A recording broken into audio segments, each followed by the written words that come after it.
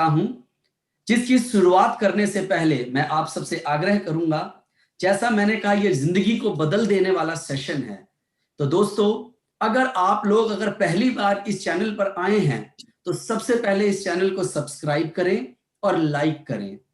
अगर आज आप पहले दिन हमारे साथ जुड़ रहे हैं या 2-4 दिनों से हमारे साथ जुड़े हुए हैं, तो जैसा कि ये 16वां दिन है, अभी से 15 दिन का एपिसोड बीत चुका है, तो आप समय निकालकर उन सेशंस को जरूर देखें ताकि आपको पीछे का जो ज्ञान बाकी लोगों को मिला है वो आपको भी मिले। ये मेरा सलाह है आप लोगों को। चलिए इस सेशन को आगे लेके चलते हैं। इस सेशन को बेहतरीन बनाने के लिए पूरे भारत के अलग अलग कोने से हमारे साथ हमारे कुछ मित्र, हमारे दोस्त जुड़ते हैं। आइए बारी बारी से मैं आपसे उनका परिचय कराता हूं। सबसे पहले मेरे दोस्त हैं बड़ोदरा गुजरात से राम। राम, स्वागत है आपका। Thank you so much sir. Sir नमस्कार। नमस्कार राम को नमस्कार। वहीं महाराष्ट्र कोल्हापुर से अनीता मैम है। अनीता मैम, स्वागत है आपका। सर नमस्कार। नमस्कार अनीता मैम को। वहीं तीसरी तरफ वेस्ट बंगाल के वेस्ट मेदिनीपुर से आशीष बाग हैं। आशीष, स्वागत है आपका। सर नमस्कार। तो आप सभी पैनलिस्ट का स्वागत है। अब बिना समय 1 मिनट भी व्यर्थ गवाए इस कार्यक्रम को जो संचालित कर रहे हैं, आगे लेके जा रहे हैं, उन्हें आगे ले जाने के लिए मैं आगे बुलाना चाहूंगा जो हम सबकी अपलाइन, हम सबके मार्गदर्शक, हमारी कंपनी के माननीय डायरेक्टर हैं। तो उनका बड़े प्रेम से, पूरे भाव से, पूरे सम्मान से स्वागत करें। Please welcome Sarabjit sir, Chetan sir, और साथ में Romshri ma'am. Thank you very much Kush. आप सभी को नमस्कार, राम राम, अस्सलाम वालेकुम, सत श्री अकाल, and a very good morning, a very lovely good morning to all of you. Thank you sir. Thank you so much. जैसे कि कुश ने बताया कि हमारा ये कार्यक्रम लगातार 15 दिन से चल रहा है और मेरे वो सभी साथी जो लगातार 15 दिनों से इस कार्यक्रम में जुड़े हुए हैं, मैं कहूँगा वो सभी बहुत भाग्यशाली हैं। ईश्वर का बहुत बहुत धन्यवाद कि उन्होंने प्रेरणा दी हमें इस कार्यक्रम को शुरू करने की, और हम कोटि कोटि धन्यवाद करते हैं उस ऊपर वाले का कि हमें वो शक्ति दे कि हम इस कार्यक्रम को सफलतापूर्वक आगे तक लेके जाएं और अपने जीवन में इसे एक आदत बना दें।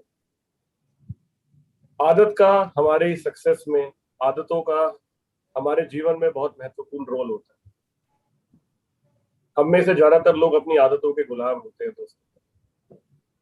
बहुत सारे लोग होंगे जिनको अपनी अजीब अजीब आदतों को देखा होगा, जैसे जिनको अगर सुबह उठते ही स्मोक करने की आदत है, वो जब तक बीड़ी ना पिए उनको लगता है कि कुछ लाइफ चालू ही नहीं हुई।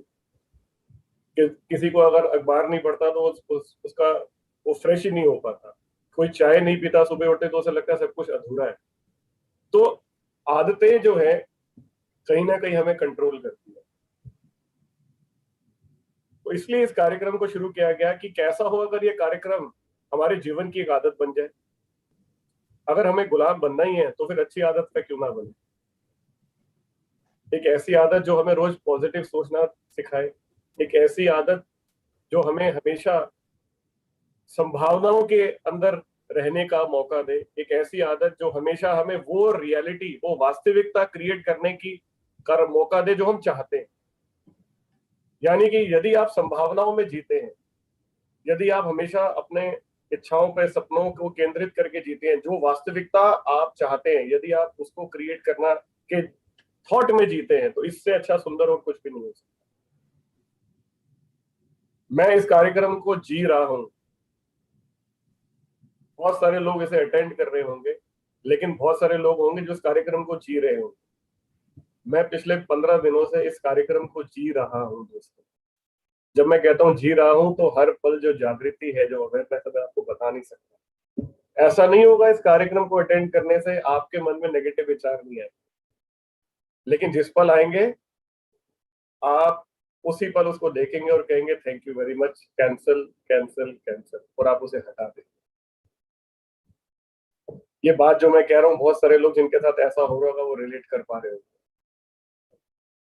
जैसे मैं जीवन में हमेशा कहता हूं कि आपके साथ क्या घटना घटेगी आप उसे कंट्रोल नहीं कर सकते, लेकिन उस घटना पे आपकी प्रतिक्रिया क्या होगी ये आपके हाथ में।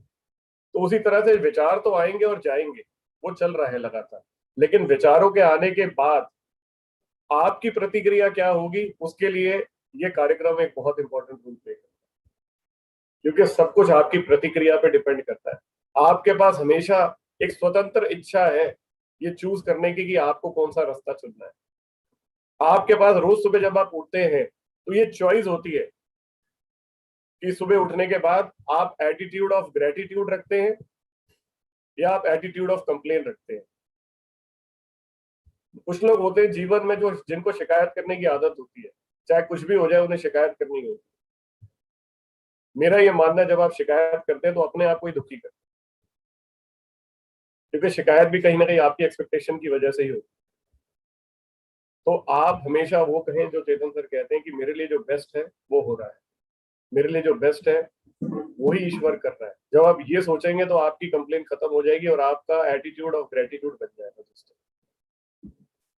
तो वो सभी साथी जो मेरी तरह इस कार्यक्रम को जी रहे हैं, महसूस कर रहे हैं, उनको बहुत बहुत बधाई। और वो सभी लोग जो इस रास्ते पे भी चल रहे हैं और कोशिश भी कर रहे हैं, प्रयास भी कर रहे हैं, उन्हें भी बहुत बहुत शुभकामनाएं। अब मैं आपको सबको चेतन सर से मिलवाने जा रहा हूँ, मुझे 2 सेकंड दीजिए बस।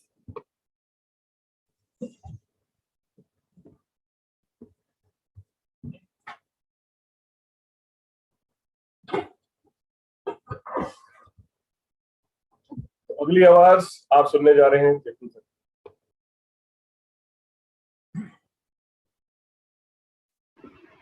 मेरे परिवार के सभी सदस्यों को, मेरे भाइयों बहनों को, मेरी माताओं पिताओं को, मेरे साथियों को, मेरे मित्रों को, और वो लोग जो गैलवे परिवार का हिस्सा नहीं है, वो सब भी जो इस कार्यक्रम को अटेंड कर रहे हैं, उन सबको भी मेरा हाथ जोड़कर अभिनंदन, राम राम, सत श्री अकाल, अस्सलाम वालेकुम, जय यीशु, जय भारत, जय गैल।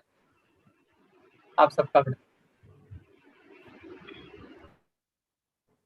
मैं कल के कार्यक्रम का थोड़ा सा रिकैप कर देता हूं, क्योंकि आज भी बहुत सारे लोग नए जुड़े होंगे हमारे साथ। एक बड़ी प्यारी सी एक सवालों की सीरीज चल रही है और उस सवाल और जवाब के अंदर मुझे लगता है बहुत सारे लोगों को बहुत सारी चीजें सीखने को मिल रही है। मुझे तो बहुत कुछ जानने को मिल रहा है। और कल जो सवाल था उसमें मैंने ये ऐड किया था कि आप अपनी अफर्मेशन में स्वार्थ और परमार्थ को कैसे मिक्स कर सकते हैं। तो उसका जवाब बहुत ही वंडरफुल तरीके से चेतन सर ने हम लोगों को दिया था। और इस कार्यक्रम का जो अब तक का सबसे बड़ा टेक अवे है, जो मैंने कल भी मेरी 2 या 3 लोगों से बात हुई, एक कॉमन बात निकल के आई। उन्होंने बोला इस कार्यक्रम को करने से पहले सर हम हमेशा जब भी कुछ मांगते थे हम थीटा तो करते थे, और हम जब भी ईश्वर से मांगते थे हमने सिर्फ अपने लिए ही मांगा, लेकिन वो कहते कि हम ये नहीं जानते जब हम अपनी 3 उपलब्धियों को देखते हैं तो उन 3 उपलब्धियों में से एक उपलब्धि परमार्थ की अपने आप कैसे आ रही है, वो अपने आप पॉपअप हो रही है। और ये पिछले 3-4 दिन से उनके साथ हो रहा है। मतलब पहले आदमी ये सोचता था कि मुझे घर मिल जाए, गाड़ी मिल जाए, बहुत सारा पैसा मिल जाए, मेरा नेटवर्क बहुत बड़ा हो जाए, मेरी टीम बहुत बड़ी हो रही है, और मतलब सिर्फ और सिर्फ सब कुछ अपने आसपास था। लेकिन वो कहते हैं मैंने कभी मांगा नहीं, लेकिन अब 3 उपलब्धियों में अपने आप पॉपअप होके आ रहा है और परमार्थ उसका हिस्सा बनता है। उसकी वजह ये है कि जो अफर्मेशन रोमशेर ने लिखी है और जो बोले जाती है उसमें सद्बुद्धि भी मांगी गई है। तो ये सद्बुद्धि से परमार्थ आना ही। क्या बात है, बहुत बहुत। आपकी बुद्धि आपको, सद्बुद्धि आपको कभी सकामी नहीं बनाएगी, निष्कामी बनाएगी। इसलिए मैं कहता हूँ सबसे पहले सद्बुद्धि मांगे। जो बुद्धिमान व्यक्ति है, और सद्बुद्धि मतलब अच्छी बुद्धि, क्योंकि कुबुद्धि भी होती है, तो सद्बुद्धि आपको हाईएस्ट ही मंगवाएगी। तो सबसे पहले सद्बुद्धि की मांग होनी चाहिए, उसके बाद सारी मांग अपने आप अच्छी हो जाएगी। बहुत बढ़िया। तो हमारा जो पहला टेक अवे है इस प्रोग्राम का, जो मुझे लगता है कि चेतन सर से हमने सीखा है, वो है सद्बुद्धि। कि अगर उन्होंने बड़ी अच्छी बात बोली थी कि ईश्वर अगर इस समय प्रकट हो जाए और बोले मांग ले क्या मांगना है, तो वो भी एक बहुत जरूरी बात है कि आप चाहते क्या हो। क्योंकि अगर आपके पास आपने सारी सक्सेस मांग ली, इस ब्रह्मांड की सब कुछ ले लिया, उसको हैंडल करने के लिए जो सद्बुद्धि चाहिए अगर वो आपके पास नहीं है तो भी वो आपके पास रहेगा नहीं, आप उसे हैंडल ही नहीं कर पाए। तो जो पहली चीज है सद्बुद्धि, जो चेतन सर ने कही। इस पे एक छोटी सी कहानी सुनाता हूँ, बड़ी इंटरेस्टिंग है, आप सबको मजा आएगा। पैनल के लोग कृपया इसमें शामिल होइएगा। पैनल में राम है और आशीष है और अनीता जी, आपको मेरा अभिनंदन। ये छोटी सी स्टोरी है, उसके बाद अपना रोमश्री जी अपना कार्यक्रम शुरू कर सकते हैं। बुद्धि और मंद बुद्धि के बीच का ये एक छोटा सा स्टोरी है। एक किसान था और भगवान का अति भक्त था, पूजा पाठ करता था, और उसकी पत्नी भी बड़ी सद्बुद्धि वाली और भक्ति वाली लेडी थी। तो उन लोगों की इच्छा क्या थी, एक तो उनके यहाँ कोई बच्चा नहीं, और एक वो किसान जो है उसको आंखों से दिखाई देता था और बहुत ही ज्यादा निर्धन था, बहुत गरीब था, पर पूजा पाठ करता रहता था। तो एक दिन भगवान उनसे प्रसन्न होकर उन्होंने उनको मतलब उपस्थित हुए किसान के सामने। तो बोला मांगो कुछ, जो भी मांगना है, पर एक वरदान मांग सकते हो, सिर्फ एक। अब किसान सोचने लग गया कि मैं अपनी आंखें मांगू, पैसा मांगू या बच्चा मांगू। तो उसने भगवान से बोला कि प्रभु मुझे एक दिन का टाइम दीजिए, मेरी पत्नी बड़ी सद्बुद्धि वाली है, मैं एक बार उससे डिस्कस करना चाहता हूँ कि एक क्या मांगू, मेरी तो 3 जरूरतें हैं। तो उसकी पत्नी से उसने डिस्कशन किया जाके। अगले दिन भगवान प्रकट हुए। तो उस किसान ने कहा कि हे प्रभु, मैं चाहता हूं कि मैं सोने के महल में अपने बच्चे को सभी सुख सुविधाओं के साथ पलता देखूं।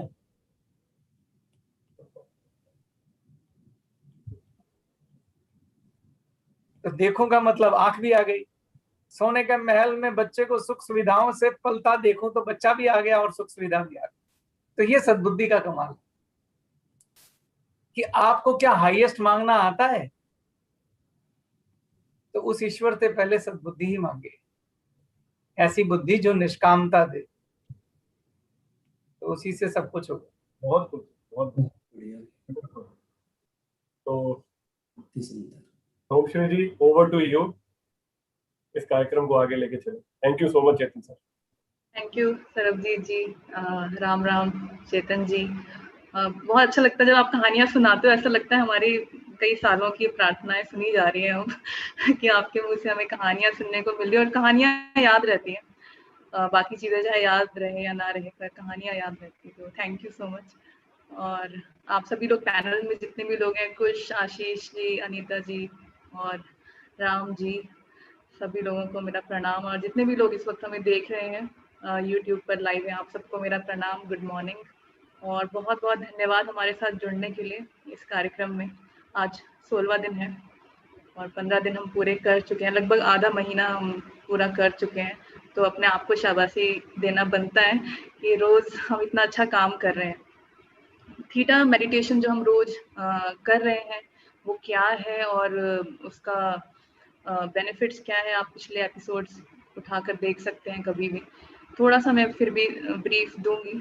ये थीटा जो है मस्तिष्क तरंगे हैं और इस ध्यान की अवस्था में आप बहुत रचनात्मक हो जाते हैं और इसका इस्तेमाल हम कर रहे हैं इस सेशन में ताकि हम एक नए जीवन का निर्माण कर सकें अपने लिए, अपने परिवार के लिए।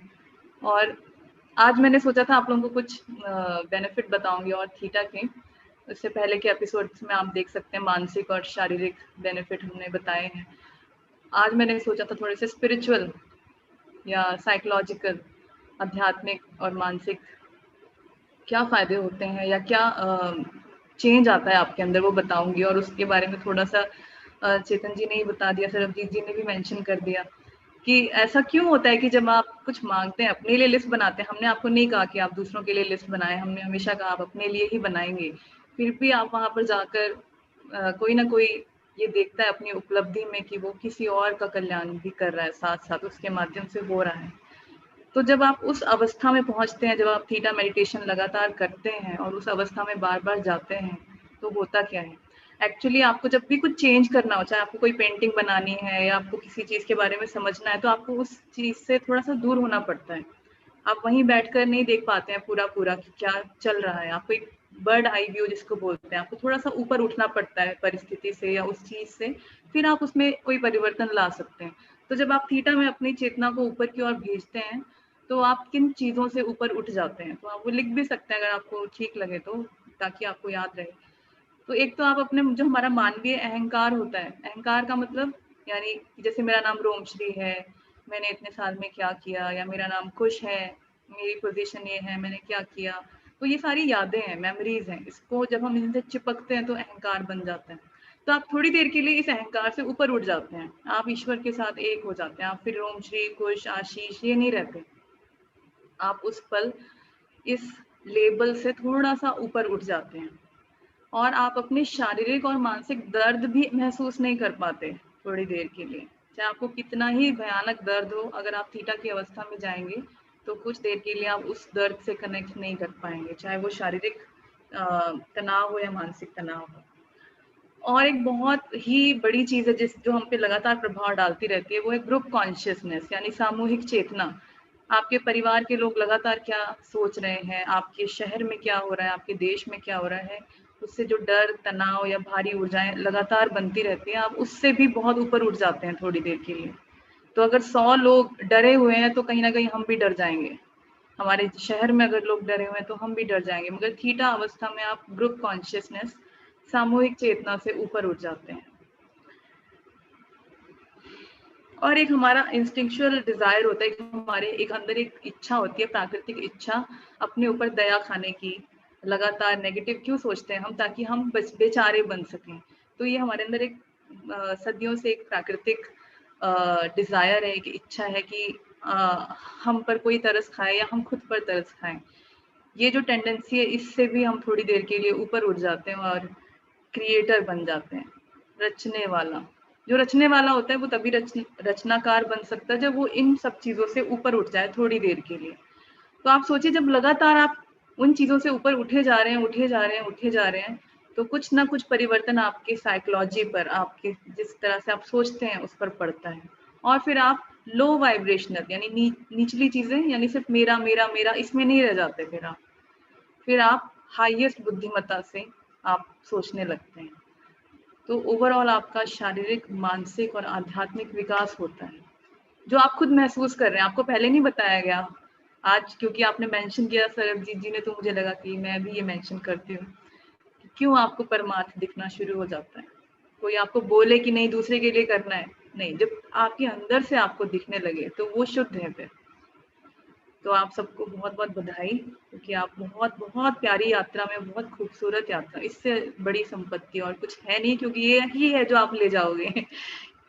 तो करते हैं थीटा मेडिटेशन।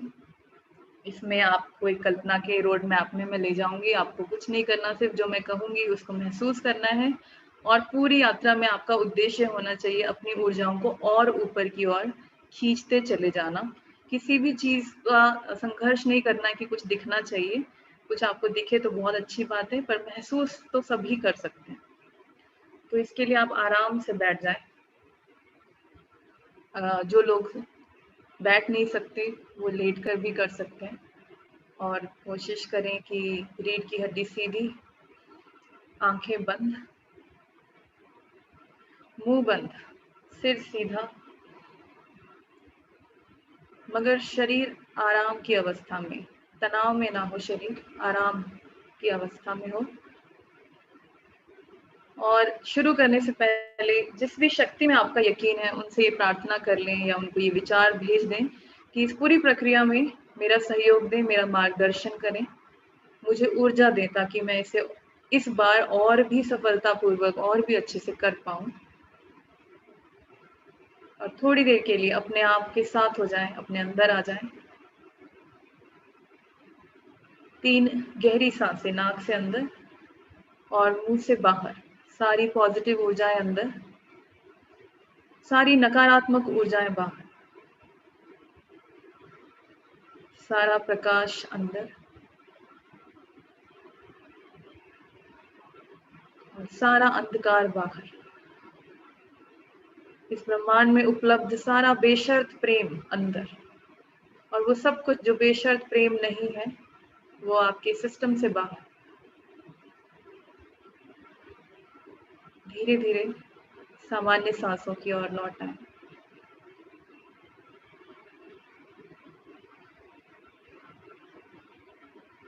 नाक से ही अंदर, नाक से ही बाहर, और अपनी सारी ऊर्जाओं को, विचारों को, जहां जहां उलझे हैं आपके विचार, घर में, काम में, अतीत में, भविष्य में, वहां से सुलझा कर अपने भीतर ले आए, खींच लें अपनी सभी ऊर्जाओं को अंदर की ओर, हृदय में अंतर्मुखी हो जाए, अपनी ऊर्जाओं को अंदर की ओर मोड़ दें। थोड़ी देर के लिए अपनी सारी ऊर्जाओं को अपनी इच्छा शक्ति का इस्तेमाल करते हुए हृदय में ले आए, और पूरा पूरा महसूस करें अपने आप को शरीर के अंदर, शरीर से बाहर ना जाए, शरीर के अंदर आ जाए, हृदय में। और यहाँ से आप पैरों की ओर चले जाएं। हर बार जब आप ये करें तो ज़्यादा से ज़्यादा ऊर्जा महसूस करें, पैरों में आ जाएं, पैरों के तलवों में अपनी ऊर्जाओं को महसूस करें, और अपने पैरों से धरती में प्रवेश करें। धरती के अंदर जो कुछ भी है उसे महसूस करें, मिट्टी को, चट्टानों को,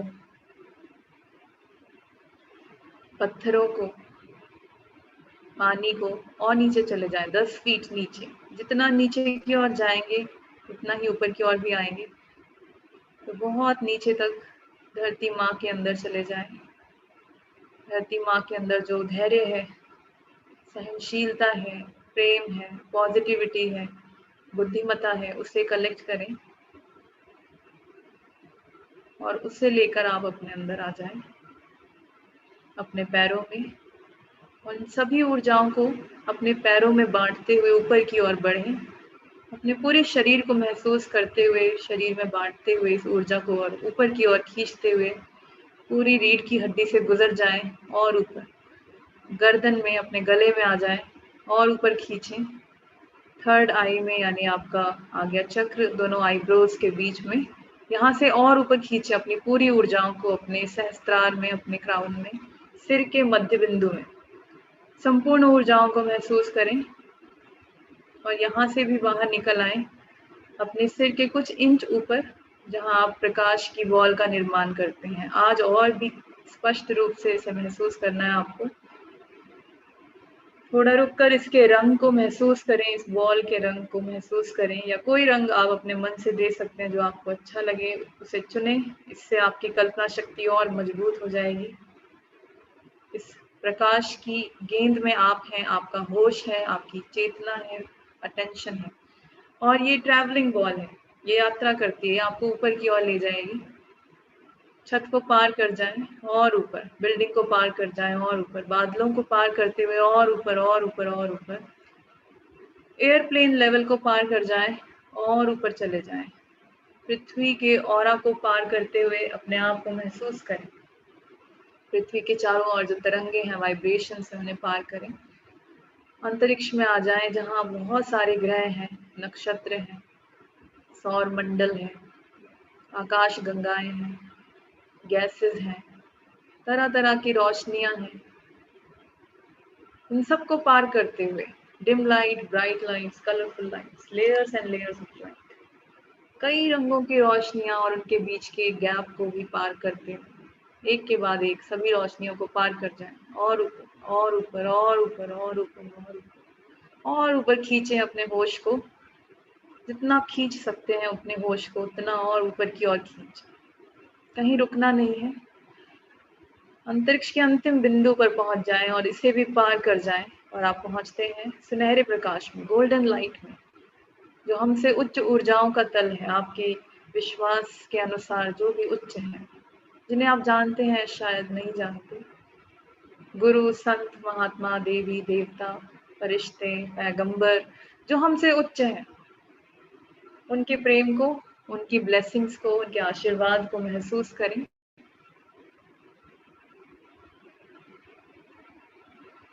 मगर और ऊपर की ओर चले जाएं, और ऊपर और ऊपर और ऊपर, पूरे सुनहरे तल को पार कर जाएं, और आप पहुंचते हैं जली की लेयर में, जली के तल पर, जहां पर जली, जल जैसा पदार्थ है। इसमें आप तैरते हुए ऊपर की ओर बढ़ते हैं, यहाँ पर प्रकाश की बॉल घुल जाएगी, मेल्ट हो जाएगी और आप आराम से दूसरी ओर ऊपर की ओर निकल आए ऊर्जा के रूप में। नियमों के तल पर इस ब्रह्मांड के जितने भी नियम है, लॉज हैं, कॉस्मिक लॉज, जैसे कारण और प्रभाव का नियम, कर्मा का नियम, समय का नियम, स्थान का नियम, इनकी कल्पना आप अलग अलग चिन्ह, प्रतीक, सिंबल्स, आकारों के रूप में करें, क्योंकि यहाँ नियम है कि हर ऊर्जा का एक आकार होगा। सभी आकारों को पार करते हुए और ऊपर और ऊपर और ऊपर और ऊपर खींचे अपने होश को और आप पहुंचते हैं सबसे उच्चतम नियम पर, जो है लॉ ऑफ कंपैशन, यानी करुणा का नियम, बेशर्त प्रेम। इसकी कल्पना आप गुलाबी रोशनी के रूप में करते हैं, पिंक लाइट, पिंक मिस्ट, और इसमें जब आप प्रवेश करें इसे सांसों के माध्यम से अपने अंदर भरें। पूरी गुलाबी रोशनी आपके अंदर जाएगी और हर तनाव, डर, शक, अविश्वास को पिघला देगी और आपको बिल्कुल करुणा, बेशर्त प्रेम से ही भर देगी। आप बहुत लाइट हो जाएंगे और ये आपको ऊपर की ओर धकेल देगी, उस द्वार की ओर जो सृजक ईश्वरीय ऊर्जा की ओर खुलता है। पहले अपना सिर और फिर बाकी का शरीर ऊपर की ओर प्रवेश करें। इस तल पर सिर्फ सफेद रोशनी है, इसका कोई अंत नहीं है। इस बार और ऊपर जाएंगे जब तक कि सिर्फ और सिर्फ सफेद रोशनी ना रह जाए। ईश्वर भी कह सकते हैं आप, अल्लाह कह सकते हैं, कुदरत कह सकते हैं, ब्रह्मांड की ऊर्जा, वो ऊर्जा जिससे सब कुछ बना है, अनंत है, निराकार है, कोई आकार नहीं है। इसमें आप ईश्वर से कह सकते हैं कि इस बार मुझे और ऊपर लेकर जाएं, और ऊपर और ऊपर और जितना ऊपर की ओर आप जाएंगे मस्तिष्क में उतनी ही pure theta brain waves create होने लगेंगे। तो और खींचिए अपने आप को, आप कर सकते हैं, कोई अंत नहीं है आपकी इस योग्यता का कि आप कितना ऊपर खींच सकते हैं। सिर्फ और सिर्फ सफेद रोशनी में आप आ जाएं, ईश्वर की ऊर्जा में एक हो जाएं, जैसे चीनी दूध में घुल जाती है और नदी सागर में घुल जाती है। एक एक अणु आपका उस ऊर्जा में एक हो रहा है। उस एक होने के भाव को अनुभव करें। इस अनंत ऊर्जा में आप एक हो चुके हैं और यहाँ हम उन लोगों के लिए प्रार्थना करेंगे या कमांड क्रिएट करेंगे जो हमारे जीवन में है, जिन्हें हम डायरेक्टली या इनडायरेक्टली जानते हैं, जो किसी भी प्रकार के कष्ट से गुजर रहे हैं। मेरे साथ आप इस कमांड को मन में ही दोहराएंगे, आप वर्बली मुंह से नहीं बोलेंगे ताकि आप थीटा में ही रह सकें। ईश्वर, मैं और आप एक हैं, कोई अलगाव नहीं है। क्रिएटर, ये आदेश है या ये रिक्वेस्ट है, प्रार्थना है कि वो सभी लोग जो मेरे जीवन में हैं, जिन्हें मैं प्रत्यक्ष या अप्रत्यक्ष रूप से जानता हूँ या जानती हूँ, जो किसी भी प्रकार के कष्ट में है, शरीर में है या शरीर में नहीं है, उन्हें बेशर्त प्रेम भेज दें, सबसे उच्चतम और सबसे बेहतर तरीके से, in the highest and the best way. धन्यवाद क्रिएटर, ये हो गया, ये हो गया, ये हो गया। क्रिएटर, मुझे दिखाओ। और आप कल्पना करते हैं एक बहुत विशाल ऊर्जा की गेंद की, जो प्रतीक है आपके जीवन का, आपके यूनिवर्स का। इसमें वही वो सभी लोग हैं जो आपसे जुड़े हैं,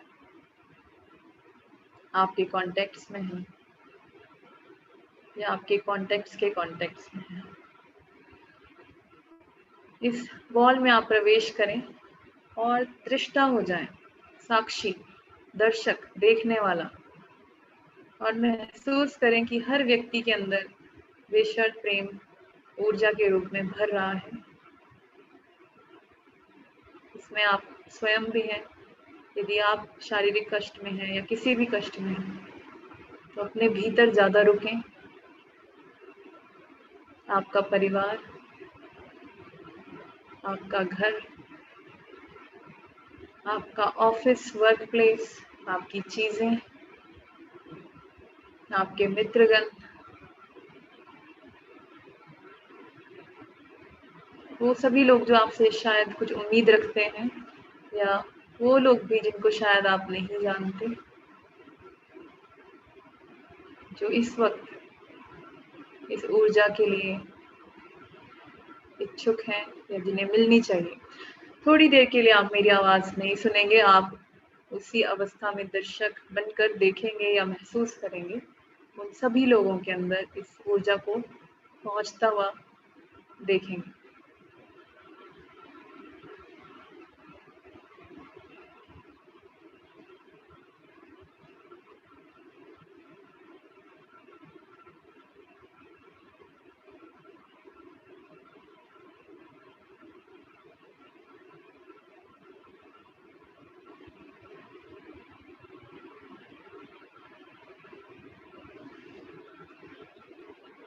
सभी लोगों को भर दें इस प्रकाश से, अपने आप को भी। और यहाँ पर हम ये कमांड भी देंगे, यदि कोई भय है, डर है, तनाव है, नेगेटिविटी है मेरे जीवन में या हम सबके जीवन में, इस सामूहिक चेतना में, ग्रुप कॉन्शियसनेस में, तो उसे खींच कर निकाल दें और उसकी जगह और बेशर्त प्रेम भर दें, सबसे उच्चतम और सबसे बेहतर तरीके से। धन्यवाद क्रिएटर, ये हो गया, ये हो गया, ये हो गया। क्रिएटर मुझे दिखाओ। और आप महसूस करें कि यदि उस सामूहिक चेतना में या आपके अंदर परिवार में या दोस्तों में, टीम्स में कोई तनाव है, डर है, शक है, अविश्वास है या कोई भी ऐसी ऊर्जा जो अब किसी काम की नहीं है, वो खिंच खिंच कर निकल रही है और ईश्वरीय ऊर्जा में जाकर ईश्वरीय ऊर्जा में ही बदल रही है, और उसकी जगह इस बॉल में सिर्फ और सिर्फ बेशर्त प्रेम की ऊर्जा भर रही है। तो इस तरह से इसे महसूस करें।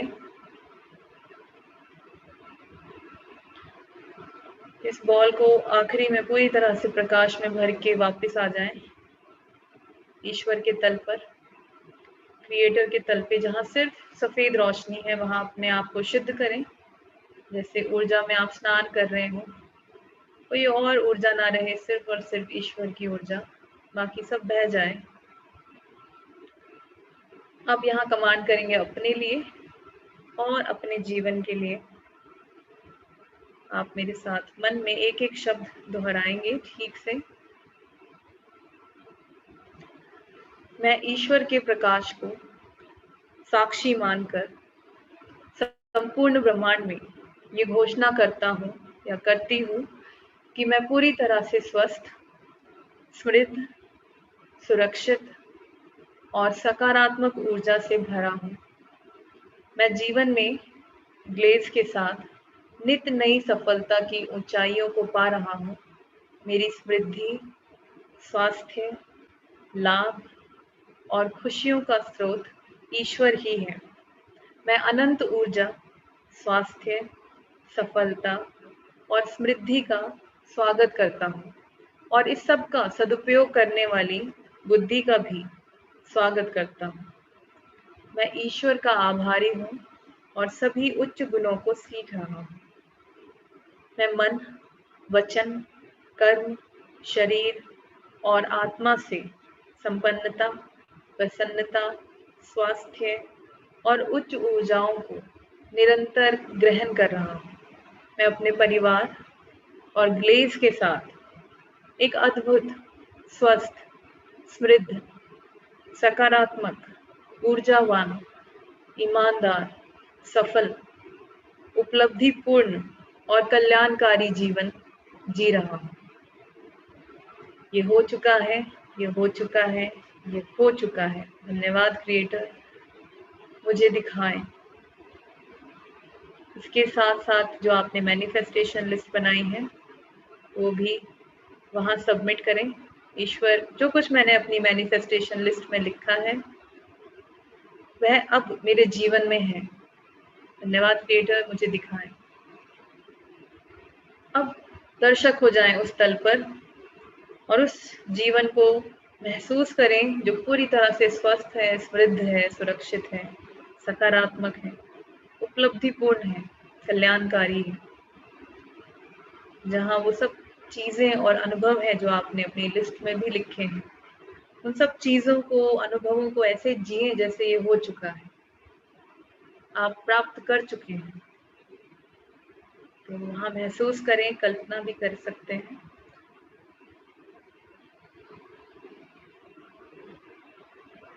ठीक ठीक उसे महसूस करना जरूरी है। ये आपके जीवन का सबसे महत्वपूर्ण पल है, उसे जिए वहां पर। तो थोड़ी देर के लिए आप मेरी आवाज नहीं सुनेंगे और उस जीवन को जिए।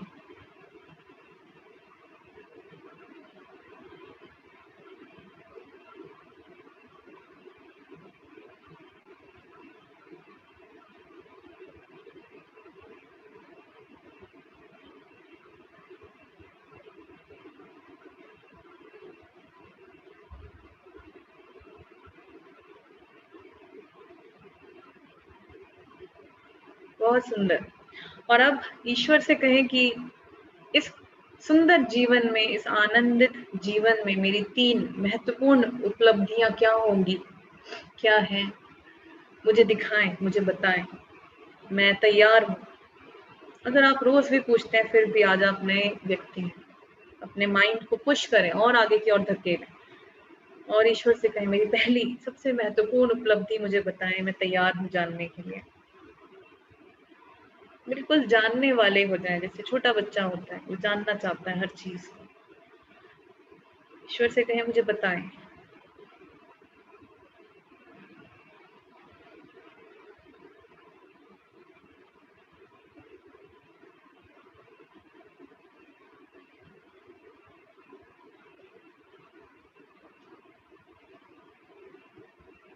ईश्वर से लगातार कह सकते हैं मुझे और स्पष्ट बताएं, मुझे और क्लियर करें, और क्लियर करें, और स्पष्ट बताएं।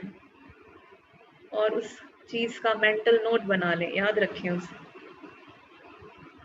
जब पहली उपलब्धि मिल जाए तो फिर दूसरी पूछें, जैसे पर्दा हटाकर आगे बढ़ जाए दूसरी उपलब्धि की ओर। ईश्वर मुझे मेरी दूसरी उपलब्धि बताएं, मैं तैयार हूं।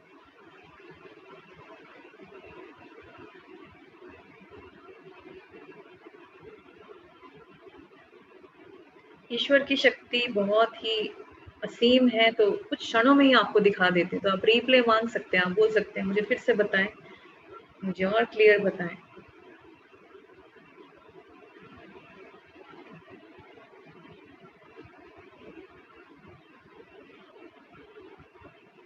बहुत सुंदर। अब आगे बढ़े तीसरी उपलब्धि की ओर और ईश्वर से कहें मेरी तीसरी उपलब्धि जानने के लिए मैं तैयार हूँ, मुझे बताएं, मुझे बताएं, मुझे बताएं।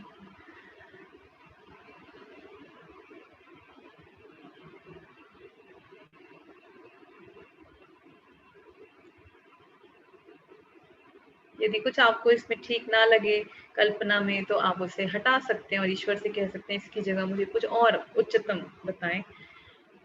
जितना उच्चतम आप ले जा सकते हैं अपनी संभावनाओं को ले जाएं।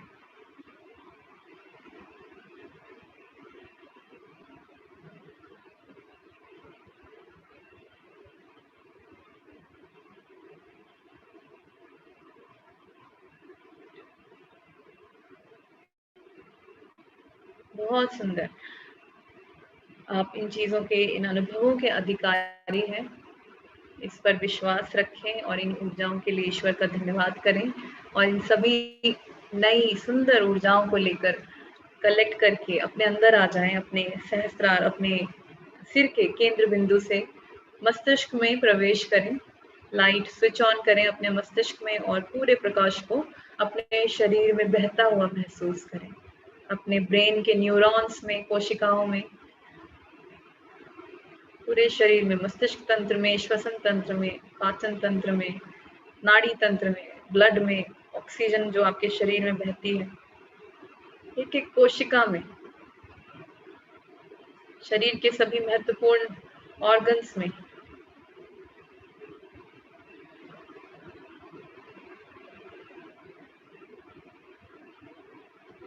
और महसूस करें कि आपका शरीर किस तरह से इसे स्वीकार कर रहा है। क्या भाव है आपके शरीर का, आपके सेल्स का, कोशिकाओं का, जब वो इस नए अनुभव को रजिस्टर कर रहा है अपने अंदर, उसे स्वीकार कर रहा है, उसको भी महसूस करें। अपने हाथों में, अपनी पूरी रीढ़ की हड्डी में, पूरे शरीर से गुजरते हुए पैरों में, पैरों से धरती में चले जाएं 10 फीट नीचे। धरती माँ जो कि ईश्वर का ही भाग है, उनका भी धन्यवाद करें जीवन के लिए, जो एक अवसर है, और इस प्रक्रिया के लिए जो आप कर रहे हैं इसके लिए धन्यवाद। वहाँ से भी पॉजिटिव ऊर्जाएं लें और वापस अपने पैरों में आए और फिर से अपने पूरे शरीर में भरें पॉजिटिव ऊर्जाओं को, पूरे शरीर से गुजरें। अपने सिर के केंद्र बिंदु में पहुंचे। सिर के केंद्र बिंदु से जब आप इस बार निकलते हैं तो अपने शरीर के चारों ओर अपने ऑरा में इस ऊर्जा को भरते हैं। पूरे ऑरा को भी भरिए जिस तरह अपने शरीर को भरा। अपने शरीर के चारों ओर जो ऊर्जा का चक्र है उसे भी भर दें।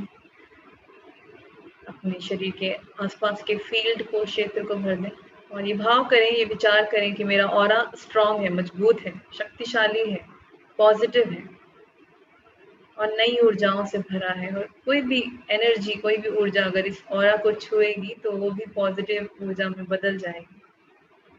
उन सभी दृश्य और अदृश्य शक्तियों का धन्यवाद जिनकी वजह से आज हम सब यहाँ पर हैं। धन्यवाद ईश्वर।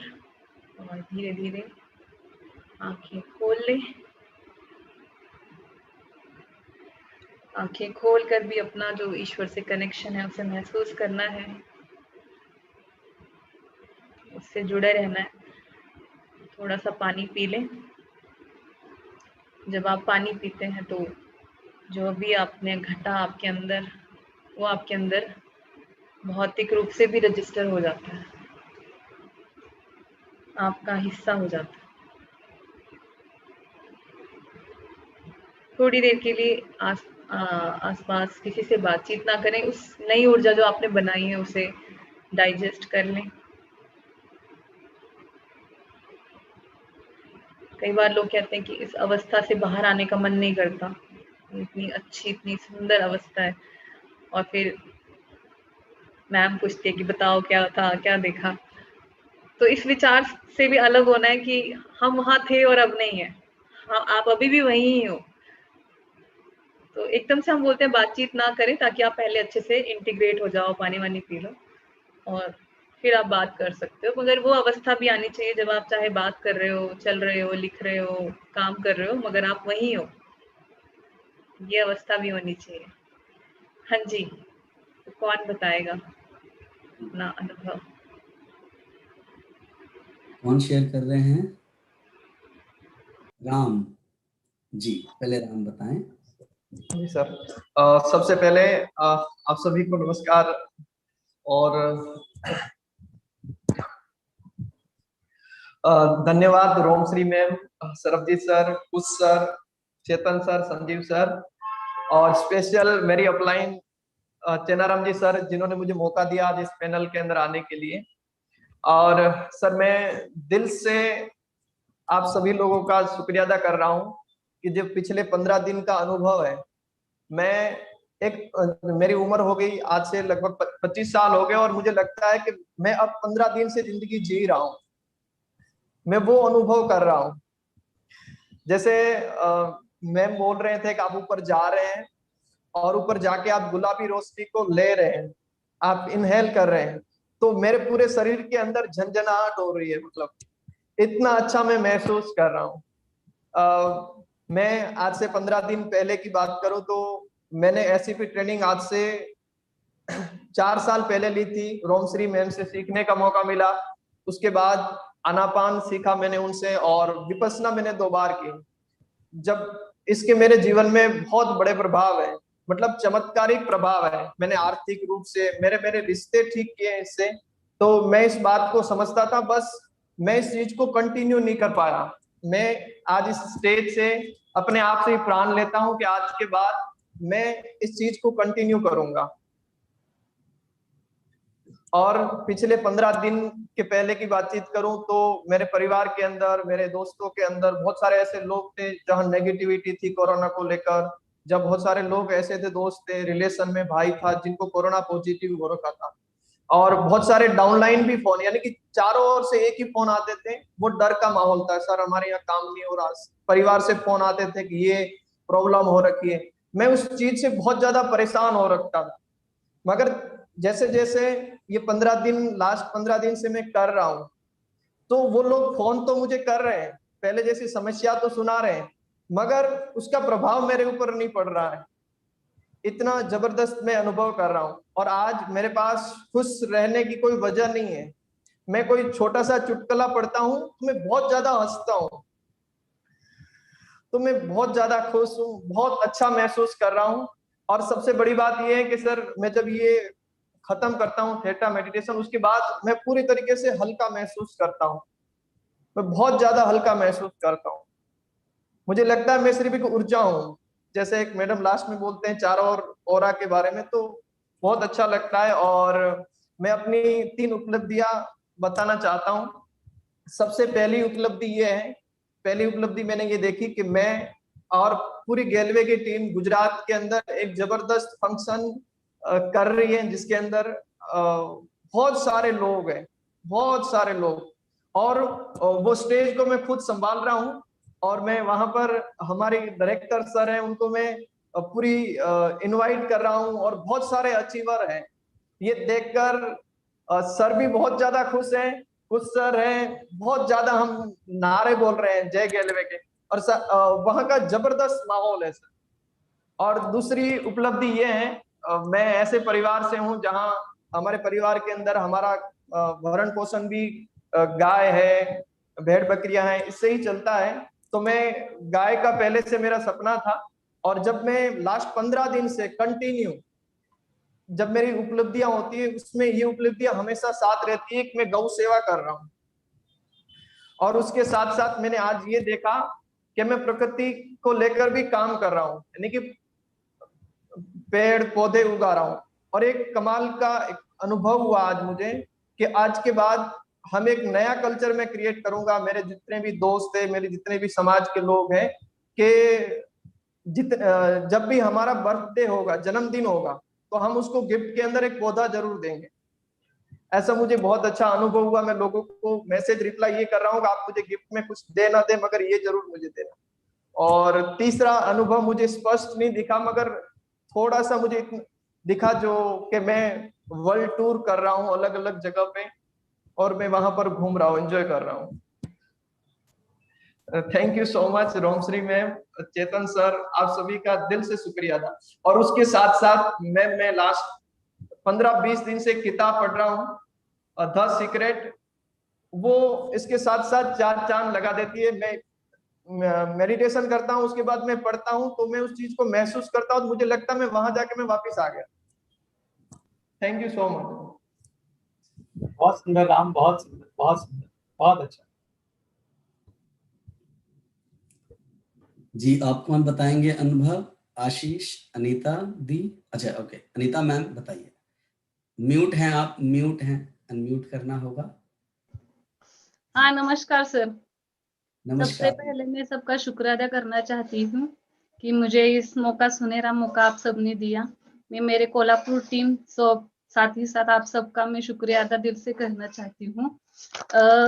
मैं पहला अनुभव शेयर करने से पहले मैं एक शायरी अदा करना चाहती हूँ, क्योंकि मेरे टीम से कल फोन आया कि आपका प्लेटून में सिलेक्शन हो गया है और आपको शायरी भी बोलना है, तो इसलिए मैं पहले शायरी अदा करना चाहती हूँ सबके लिए। उठ गए हो तो रब का शुक्रिया अदा कीजिए, उठ गए हो तो रब का शुक्रिया अदा कीजिए।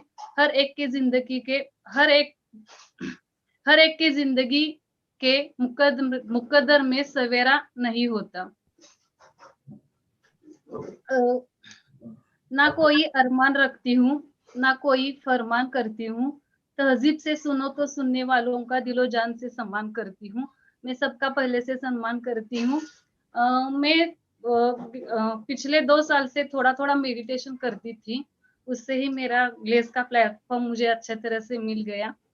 मेडिटेशन का मुझे अनुभव पहले से भी थोड़ा थोड़ा है, लेकिन ग्लेस में आने से आप हम सब जब ये मेडिटेशन कर रहे हैं, उससे भी मुझे बहुत अच्छा फील हो रहा है। एक सुकून सा महसूस होता है। जो हमारी भागदौड़ की जिंदगी है, हमारे परेशान बहुत सारे होते हैं, उससे एक सुकून सा महसूस होता है, फील होता है। जब मैम बोल रही थी कि ऐसा करो वैसा करो, अब मैं वैसे वैसे जा रही थी वहां, खूब अच्छा लग रहा था, पूरा माइंड फ्रेश हो रहा था। पॉजिटिव एनर्जी तो पहले से थी, लेकिन अब उसमें ज्यादा से आ गई है। मैं पहला महसूस किया कि मैं टीचर से बिलोंग करती हूँ, टीचर फील्ड से। मुझे लगता है 10 साल से मैं टीचिंग कर रही हूँ। मुझे एक परेशानी हर वक्त सताती थी कि जो गरीब स्टूडेंट है उनको फीस देने की मुसीबत आती थी।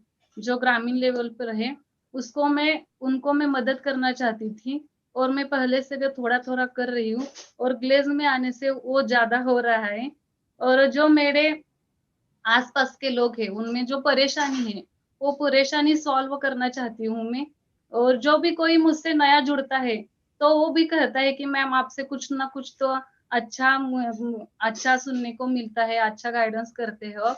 और मैं महसूस की कि मेरे टीम से मैं 2 लोगों को दिल्ली को भेज भी चुकी हूँ, और उनमें उनके चेहरे पर जो खुशी है वो मैं अभी महसूस कर रही थी।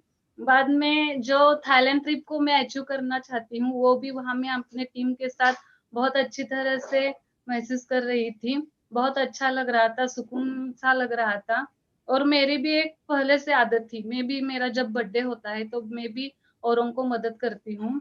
और मेरे इंटेंशन में पहले में डाल रखा है कि ग्लेस से पहले जब मेरा चेक आएगा 50,000 का, उनमें से मैं जो गरजमंद लोग है उनको मैं मदद करना चाहती हूँ।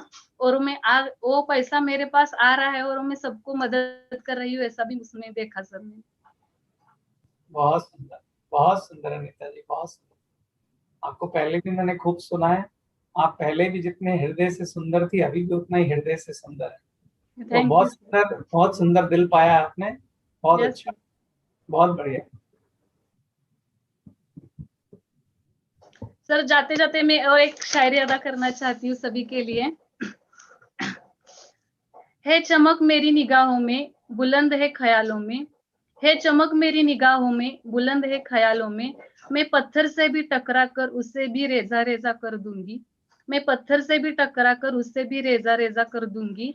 इस ग्लेज ने मुझे वो मौका दिया, इस ग्लेज ने मुझे वो मौका दिया, एक नया वलवला, कुछ उम्मीद की किरणें, कुछ कर गुजरने का जज्बा, कुछ उम्मीद की किरणें, कुछ कर गुजरने का जज्बा, कि मैं ढूंढूं रास्ता खुद अपनी मंजिल का। धन्यवाद। बहुत सुंदर, बहुत सुंदर। जी आशीष। नमस्कार सर। सबसे पहले आज हमें मौका देने के लिए धन्यवाद करना चाहता हूँ ऑल सीनियर पर्सन को एंड डायरेक्टर्स को, साथ साथ मैम को। सबसे पहले जो आज आज जो 16वां दिन हुआ है, 15 दिन का जो मेरा एहसास रहा, 15 दिन पीछे हम बहुत ज्यादा तनाव में, टेंशन में हुआ करते रहते थे। जो हमारी टीम में परेशानी है या तो लोगों में जो परेशानी है, वो परेशानी मेरे को खुद को लगता था ये मेरा परेशानी। मैं बहुत ज्यादा प्रेशर में, बहुत ज्यादा टेंशन में रहते थे। रात में मेरा नींद ठीक नहीं होता। ये दिन का जो प्रोसेसिंग है, जो सेटअप हो रहा है, इसमें बिल्कुल मैं रिलैक्स हो रहा हूँ। इसके लिए मैं सबसे ज्यादा धन्यवाद करना चाहता हूँ, जो मेरे को सबसे ज्यादा बेनिफिट मिला हुआ। इतनी ज्यादा मैं प्रेशर में था, आज वो मैं फील नहीं करता। जो हो रहा है अच्छे के लिए हो रहा है, ये मैं समझ लिया हूँ। बस हमें अपने काम करते रहना है। इतनी ज्यादा मैं प्रेशर में था, तो इसलिए मैं तहे दिल से एकदम धन्यवाद करना चाहता हूँ मैम को, जो हमें एक अच्छा रास्ता दिए है इससे बाहर निकालने के लिए। और एसीपी का अगर हम थोड़ा सा एक्सपीरियंस शेयर करें, मैं तकरीबन 7 साल हो गया मैम आपसे सीखा हूँ इलाहाबाद से। और जब से मैंने एसीपी का टच किया हूँ, एसीपी को, तब से लेके मैंने मेडिसिन को गुड बाय कर चुका हूँ। मेरा जो शारीरिक प्रॉब्लम था, जो मेडिसिन के हम सहारा लेते थे, उसको मैंने गुड बाय कर चुका हूँ। लेकिन ये लॉकडाउन के बाद जो मानसिक तनाव में मैं टेंशन में जी रहा था, उसको मैं गुड बाय कर चुका हूँ। एकदम रिलैक्स फील करके मैं जी रहा हूँ। और एक मैम, मैं एक छोटा सा बात बोलना चाहता हूँ। मैं पहले पहले क्या करता था, जो शुरू में जब थेटा होता था, मैं यूं टाइम हो जाता तो बैठ जाता था थेटा करने के लिए। लेकिन अब मैं नहा के बैठता हूँ, क्योंकि जब मैं नहाने के बाद थेटा करता हूँ, मेरे को और अच्छा फील होता है। और मैंने थीटा किया, उसके बाद जाके नहा लिए, तो लगता है जो मैंने जो इतने सारी पॉजिटिव चीजें मैंने बॉडी में जनरेट किया हूँ, कहीं वो निकाल ना जाए। तो मैं नहाने के बाद थीटा करता हूँ और अच्छा लगता है, दिन भर बिल्कुल चार्जेबल रहता हूँ और एकदम काम में बिल्कुल मैं, जो डर सा रहता था, कोरोना का डर, इधर उधर निकालने का डर, अब तो नहीं है, क्योंकि अब जीने का असली मंजिल मिल गए है। तो इसलिए मैं सबसे ज्यादा धन्यवाद करना चाहता हूँ हमारी कंपनी का और डायरेक्टर्स को, जो आप बिजनेस के अलावा ये सारी चीज में फोकस कर रहा है। सैल्यूट है सर।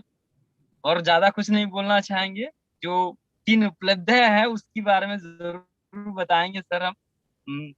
मतलब हम चाहते हैं हम सबको प्यार कर सके, मतलब ये डिजर्व मैंने किया हूँ, जो सब मेरे को प्यार करे, मैं सबको प्यार कर सकूं।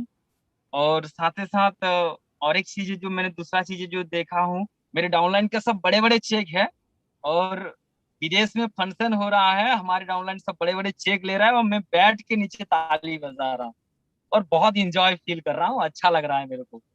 और तीसरे में मैं जिंदगी भर सीखने के लिए तैयार हूँ, और ये चीजें मैं देखता हूँ, मैं सीखने के लिए इंटरेस्टेड हमेशा। बाकी so thank you very much, धन्यवाद। बहुत बढ़िया, बहुत खूब। बहुत सुंदर आशीष, बहुत अच्छा। और तुम्हारी नहाने वाली बात मुझे बहुत पसंद आई। Thank you sir. एक्चुअली क्या है कि सब कुछ आपके सोचना भी एक मेडिटेशन है। किसी भी बात से एकाग्रता है, किसी भी तरीके से एकाग्रता है। एकाग्रता मतलब फोकस है। कोई भी साधन आप इस्तेमाल करें, वो चाहे नहाना ही क्यों ना, अगर आपके मन में ये आ गया है कि मेरे नहाने से एकाग्रता आएगी, तो आप जरूर नहाइए। जी सर। साधन कुछ भी हो सकता है, लेकिन अल्टीमेट गोल वही है कि भाव प्लस एकाग्रता। जी सर। चाहे वो नहाने से आए, बिना नहाने से आए, है ना। जी पर सर। आपको आपकी बात में अच्छा फील होता है सर नहाने के बाद, मतलब ये सब करने में अच्छा फील होता है। बहुत अच्छी बात, बहुत अच्छी। स्नान से कनेक्टिविटी और बढ़ती है, ये बात आपने बिल्कुल ठीक कही आशीष। इस बात को मैंने खुद भी अनुभव किया है। तो एक बार राम आपका, अनीता मैडम आपका और आशीष आपका बहुत बहुत धन्यवाद अपने एक्सपीरियंस शेयर करने के लिए। बहुत ही वंडरफुल एक्सपीरियंसेस थे आपके। और हर रोज जब हम जो भी लोग पैनल में जुड़ते हैं, जब उनके एक्सपीरियंस सुनते हैं, तो हमें बहुत आनंद आता है, हमें बहुत अच्छा लगता है कि बहुत अच्छा आप लोग महसूस कर रहे हैं। रोमश्री जी, एक सवाल है मेरा आपसे। रोज जैसे आप 3 उपलब्धि की बात करते हैं, तो उपलब्धियां रोज बदलती हैं, कीप्स ऑन चेंजिंग। हाँ, रोज बदलती है। 3 आप प्लीज, तो ये 3 उपलब्धियां, जैसे एक सवाल था किसी का कि अगर ये रोज चेंज हो रही है, तो इसमें ऐसा तो नहीं कि जो उपलब्धि है इसमें कोई हाईएस्ट और लोएस्ट वाला फॉर्म है, क्योंकि रोज आप 3 हाईएस्ट देखते हैं। तो क्या वाकई में आपकी इतनी सारी उपलब्धियां हैं जो आपको रोज 3 अलग नजर आती है? जी, तो हाँ, रोज हमें नई चीजें दिख सकती हैं, या ये भी हो सकता है कि जो आपको पहले दिखा वो अब और आपको प्योर फॉर्म में दिखे या हाईएस्ट फॉर्म में दिखे। ये भी हो सकता है आपको नई नई चीजें दिखे। वो इसलिए क्योंकि हर रोज आप एक नए व्यक्ति हैं। जो डे 1 पर हम थे, शायद वो आज डे 16 में हम वो व्यक्ति नहीं है। हमारी वाइब्रेशंस बहुत बदल चुकी है, अवेयरनेस का लेवल बदल चुका है। हो सकता है डे 1 पे मुझे टॉफी चाहिए थी और अब मुझे केक दिखाया जा रहा है, ये भी तो हो सकता है। उस वक्त मुझे लगा था टॉफी सब कुछ है मेरे लिए और मुझे कुछ चाहिए ही नहीं जिंदगी में, मगर डे 16 पे मुझे एकदम से केक दिखाई दे रहा है। तो कहने का मतलब ये है कि आपकी अवेयरनेस बदलती जा रही है, बढ़ती जा रही है, ऊपर ऊपर ऊपर। तो आपकी उपलब्धियां भी हो सकता है या तो रिफाइन होके आपको और भी शुद्ध रूप में दिखाई जाए, उच्चतम रूप में दिखाई जाए, या ये भी हो सकता है हर बार कोई कुछ नया दिखाया जाए, मगर होगा वही जो आपके लिए हाईएस्ट और बेस्ट ईश्वर को पता होगा। जैसे चेतन जी रोज बताते हैं हमें कि उसको ही पता है, उसके हाथ में है। तो हो सकता है मुझे डे 1 पे टॉफी दिखाई गई, डे 7 पे मुझे चॉकलेट दिखाई गई, डे 16 में मुझे केक दिखाया गया, और हो सकता है डे 40th को मुझे पता लगे कि बहुत बड़ी पार्टी भी है, हो रही है साथ में। तो हो सकता है उस पार्टी में मुझे टॉफी भी मिल जाए, चॉकलेट भी मिल जाए और केक भी मिल जाए। तो सारे अनुभव हो सकते हैं, मल्टी डायमेंशनल बीइंग्स हैं हम, तो सारे अनुभव भी हो सकते हैं, या जो सबसे हमारे लिए उस वक्त हाईएस्ट होगा वो होगा। इसमें मैं भी कुछ ऐड कर देता हूँ। जी जी। आपको ईश्वर उपलब्धि कौन सी दिखाता है? जो आप मैनिफेस्ट करते हैं, क्योंकि आप उस समय अनंत ताकत के साथ हो। जी।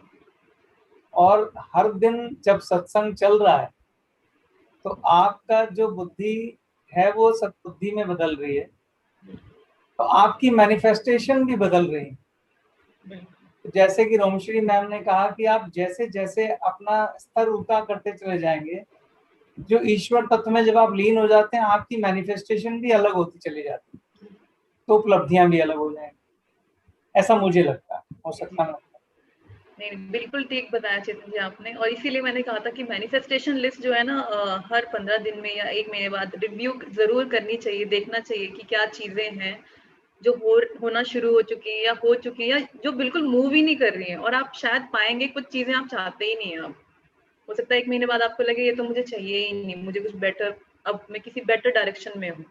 तो जरूर चेक करना चाहिए और उसको एडिट करते रहना चाहिए अपनी मैनिफेस्टेशन लिस्ट को, क्योंकि वो बुद्धिमत्ता बढ़ती जाएगी आपकी। बहुत बढ़िया, बहुत बढ़िया। एक और सवाल है इसके साथ जुड़ा हुआ जो आया था, वो ये है कि जो उपलब्धि है, क्या वो आपका पास्ट और फ्यूचर दोनों के साथ जुड़ी हुई है?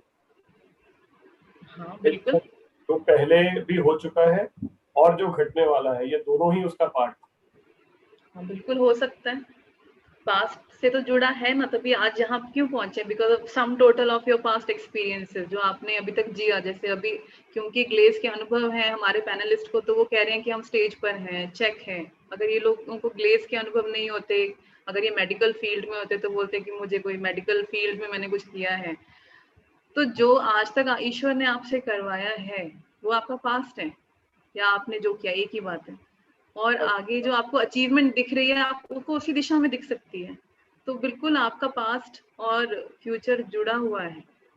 अब मुझे, अगर मैं अपनी उपलब्धि पूछूंगी तो मुझे ये तो दिखेगा नहीं कि मैं सॉफ्टवेयर इंजीनियर हूँ किसी बहुत बड़ी गूगल में या किसी बहुत बड़ी कंपनी में, मुझे कुछ और दिखेगा। क्योंकि जो मेरा पास्ट है वो मुझे यहाँ तक लेकर आया, इस पल तक लेकर आया, वो भी तो सारी उपलब्धियां ही थी ना। कई बार लोग कहते हैं कि हम पूछते हैं फ्यूचर की उपलब्धि दिखाओ, पर हमें पास्ट की दिखने लगती है कोई उपलब्धि जो हमने रियलाइज नहीं की। एक दिन संजीव जी ने भी बताया था, जो शायद उस वक्त इतना रियलाइज नहीं हुआ।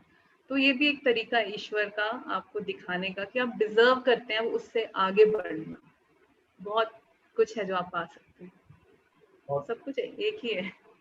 हाँ जी सर, एक क्वेश्चन है, ये बेसिकली मैं कहता हूं कि ग्लेज से जुड़े मुख्यतः, या मुझे लगता है उन लोगों के लिए है क्वेश्चन सर, जो मतलब चेतन सर को जिन्होंने आज तक मैक्सिमम टाइम उस तरीके से सुना है कि जब ये बोलते हैं तो कारोबार में बहुत बढ़ोतरी होती है, व्यापार में बहुत बढ़ोतरी हुई है। आज तक ज्यादातर लोगों ने चेतन सर को उसमें सुना। तो कल मेरे कुछ मित्रों से बात हो रहा था, तो मैंने उनको बोला कि मतलब आप ये सेशन वगैरह अटेंड करें, तो उन्होंने कहा कि सर चेतन सर तो इस समय मेडिटेशन की बात सिखा रहे हैं, पता नहीं इससे बिजनेस बेहतर होगा या नहीं होगा।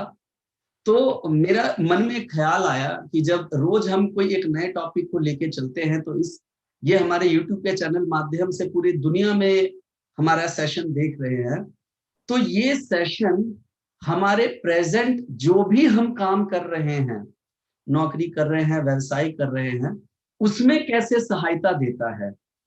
ये 1.5 घंटे 1 घंटे 45 मिनट का समय यदि हम इसमें लगाते हैं, तो मेरा व्यापार कैसे मजबूत होगा, मेरा मतलब कैसे बेहतर रहेगा। क्या सर मैं अपना क्वेश्चन रख पाया? बिल्कुल रख पाए। जी मैं सर। इस बात को अपने सवाल के साथ भी जोड़ सकता हूँ अगर आप, तो जो सवाल आपने कुछ किया है, इसको मैं एक थोड़ा सा और रूप दे देता हूँ, ठीक है। तो मेरा जो आज का प्रश्न है वो इसी से जुड़ा हुआ है। अभी चेतन सर ने एक शब्द बोला था और वो शब्द लगातार पिछले 15 दिन में कभी ना कभी आया है रिपीट होते हुए। आपने शब्द सुना है, सत्संग? सत्संग सुना है सर, आज मैंने सत्संग देखा है, बिल्कुल सुना है सर। ठीक है, आज आपने देखा भी है और आपने सुना भी। थर्ड अभी उपलब्धि। थोड़ी देर पहले भी चेतन सर ने इस शब्द का इस्तेमाल किया। तो मेरा सवाल चेतन सर से आज यही है कि सत्संग होता क्या है और ये महत्वपूर्ण क्यों? मैं इस सवाल का भी जवाब दूंगा और कुछ के सवाल का भी जवाब दूंगा, जो लीडर ये बोल रहे हैं कि हम सिर्फ मेडिटेशन की बात करें। देखिए, जैसे एक सब्जी बनती है ना, एक सफल सब्जी, तो उसको बनाने के लिए बहुत सारे मसालों की आवश्यकता होती है। नमक, मिर्च, हल्दी, धनिया पाउडर, प्याज, लहसुन, हींग, और उन मसालों को जब प्रपोर्शन तरीके से डालकर सही तरीके से सब्जी को पकाया जाता है, तभी वो सब्जी स्वाद बनती है और सफल बनती है। तो जब हम सब्जी बनाते हैं, हमारा एकमात्र लक्ष्य क्या होता है? सब्जी स्वादिष्ट बने, अच्छी बने। स्वादिष्ट। तो स्वाद सब्जी बनाने में इन सब मसालों का योगदान है कि नहीं है? बिल्कुल है सर। अगर मैं बोलूं आज हम गोभी की सब्जी बना रहे हैं, बस खाली गोभी काटो, पानी में डालो, उबाल के खा लो, तो क्या सब्जी स्वाद बनेगी? बिल्कुल स्वाद नहीं बनेगी सर। तो इसी प्रकार से गोभी हमारा बिजनेस है, और अध्यात्म वो अग्नि है, वो मसाले हैं जो उस सब्जी को स्वाद बनाएंगे, यानी कि खुशी देंगे, हैप्पीनेस। तो बिना उस अग्नि के, जिस अग्नि पे वो गोभी ने पकना है, बिना उन मसालों के जिन्होंने उस गोभी को स्वाद बनाना है, तो आपके जीवन में असली खुशी नहीं आ सकती। तो असली खुशी, आपको एक अच्छा बिजनेसमैन बनने के लिए सबसे पहले आपको एक योग्य पुरुष बनना होगा। पैसे तो चोर भी कमाते हैं, स्मगलर भी कमाते हैं, पर वो पैसा उनको ना तो एक अच्छा इंसान बनाता है, ना खुशी देता है, क्योंकि वो पैसा दूसरों को हर्ट करके, दूसरों को तकलीफ पहुंचा के कमाया जाता है। और जैसा कि मैंने उस दिन भी बोला था कि जब आप पैसा कमाते हैं, तो उन लोगों के थॉट्स जिनसे आप बिजनेस कर रहे हैं, वो आपको मिलते हैं प्रसाद के रूप में। आप उनसे बच नहीं सकते, जिसे कर्मा क्रिएट करना कहते हैं। तो हमारा लक्ष्य ये है, ग्लेज शिप का कप्तान होने के नाते मैं और संजीव और सरबजीत और जो भी हमारे शीर्ष हैं, जिसमें कुछ भी है, हम सबका ये प्रयत्न रहता है कि ग्लेज को एक ऐसी संस्था बनाया जाए जहां खुशियां बांटी जाए। खाली गोभी नहीं, खाली पैसा नहीं, खाली बिजनेस नहीं। और खुशी तब आएगी जब आप एक अच्छे से योग्य पुरुष बनेंगे। मैं इसका एक और उदाहरण प्रस्तुत करता हूं। पुराने समय में जितने भी अच्छे राजा हुए, जब वो छोटे होते थे, 3-4 साल, उनको माता पिता कहाँ भेज देते, चाहे वो राजा के बच्चे थे? गुरुकुल। गुरुकुल। तो वो गुरुकुल चले जाते एक गुरु के सानिध्य में, और वहां वो खाली शस्त्र चलाना नहीं सीखते थे, सब कुछ सीखते थे। एक अच्छा इंसान बनना, वहां उन्हें आध्यात्मिक ज्ञान भी, मेडिटेशन भी, ध्यान भी, शस्त्र भी, अर्थशास्त्र भी, राजशास्त्र भी, सब सिखाया जाता, और उसे पूर्ण व्यक्ति बना के वापस माता पिता को सौंपा जाता। हम भी यही करने की कोशिश कर रहे हैं इस समय। चूंकि ये 40 दिन का कार्यक्रम, जैसे अगर आप इतिहास का सब्जेक्ट पढ़ रहे हैं, अब आप बोलो यार इतिहास पढ़ा रहे हो, विज्ञान नहीं पढ़ा रहे हो। जब विज्ञान का पीरियड आएगा, विज्ञान भी पढ़ाएंगे नहीं? जब मैथमेटिक्स का पीरियड आएगा तो मैथ भी पढ़ाएंगे। तो अभी अध्यात्म का पीरियड चल रहा है, पर जितना विज्ञान जरूरी है, उतना मैथ्स भी जरूरी है, उतना राजशास्त्र भी जरूरी है। इसीलिए अगर आप एक संपूर्ण व्यक्ति बनना चाहते हैं, तो हर एक को ये कार्यक्रम अटेंड भी करना चाहिए और इस पे अमल भी करना चाहिए। कई बार हमें समझ नहीं आ रहा हो, आपको लग रहा है मैंने गोभी का सब्जी बनाना है, उसके लिए क्या करना है? गोभी तो चाहिए। हम समझ नहीं पाते कि उस गोभी को पकाने के लिए अग्नि भी चाहिए, आग भी चाहिए। तो ये गोभी की सब्जी में अगर कोई पूछेगा सबसे मुख्य तत्व कौन है, लोग बोलेंगे गोभी, मगर मैं बोलूंगा अग्नि। अगर गोभी मुख्य तत्व है तो जाके खेत में चर लीजिए, मगर आप नहीं करते ऐसा। कहाँ खेत से चल के घर तक आती है, माताएं उसको काटती हैं, फिर अग्नि जलाती हैं, फिर पकाती हैं। तो अध्यात्म वो अग्नि है, अध्यात्म वो आग है जिसमें आपके सपने, आपकी मन की इच्छाएं शुद्ध रूप से मैनिफेस्ट होती। इसलिए ये कहना कि ये मसाला महत्वपूर्ण नहीं, ये मसाला महत्वपूर्ण नहीं, उससे आपके जीवन की गोभी बनेगी नहीं।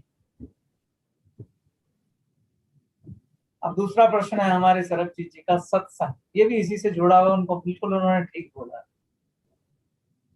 मैंने चूहे के धन की कथा सुनाई थी, सबको याद है या दोबारा सुना? याद है सर, लेकिन मुझे लगता है दोहरा देंगे तो अच्छा रहेगा। दोहरा देंगे।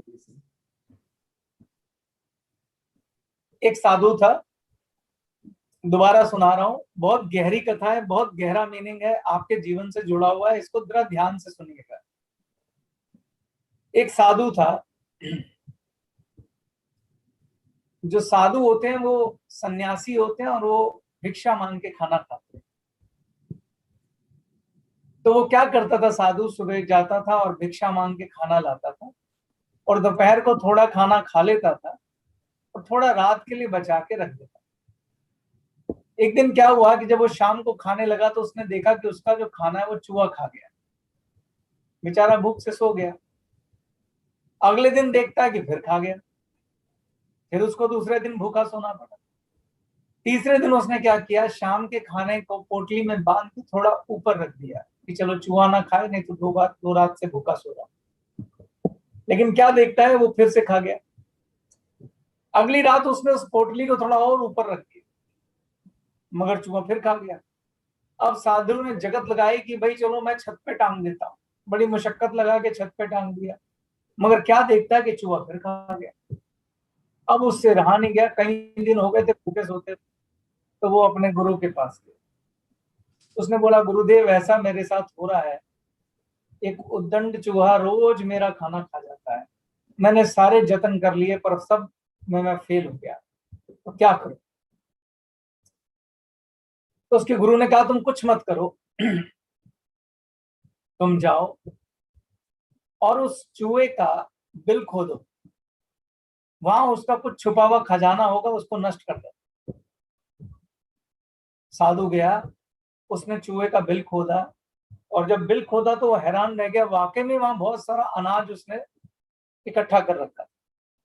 साधु ने वो सारा अनाज निकाला और उसको जला दिया, जला के रख दिया। तो अगले दिन क्या देखता है कि जो ऊपर पोटली टंगी हुई थी उसमें चूहे ने खाना नहीं खाया। साधु ने शाम को खाना खाया, उत्सुकतावश उसने उस पोटली को इस बार थोड़ा नीचे रख दिया, फिर देखता है तो चूहे ने नहीं खाया, और नीचे रख दिया, फिर देखता है तो चूहे ने नहीं खाया, सबसे नीचे पुरानी जगह पे रख दिया, मगर चूहे ने खाना नहीं खाया। अब साधु की उत्सुकता का कोई ठिकाना नहीं, क्या करे, ये हुआ तो कैसे हुआ? तो वो अपने गुरु महाराज के पास गया कि गुरुदेव ये तो चमत्कार हो गया, तो वो चूहा खा ही नहीं रहा है, पर ऐसा क्या हुआ कि वो खा नहीं रहा है? तो उन्होंने बोला कि उस चूहे का सारा दम, सारी शक्ति उस छुपे हुए खजाने में थी, जब तुमने नष्ट कर दिया तो वो निराशा का शिकार हो गया। और निराशा वो चीज है जिसमें जो आदमी का पुरुषार्थ छीन लेती है, उसका मनोबल छीन लेती है, और उसके बाद वो छोटी छलांग भी नहीं लगा पाता। जब उसका खजाना था तो वो ऊंची ऊंची छलांग लगा के भी खाना उठा लेता, लेकिन चूंकि अब उसका खजाना नष्ट हो गया तो उसका मनोबल खत्म हो गया, उसकी ऊर्जा खत्म हो गई, उसकी निराशा खत्म हो गई, अब वो छोटी छलांग भी नहीं लगा पाए। अब इस कहानी के बड़े सारे अर्थ निकाल के देता हूं। पहला अर्थ ये है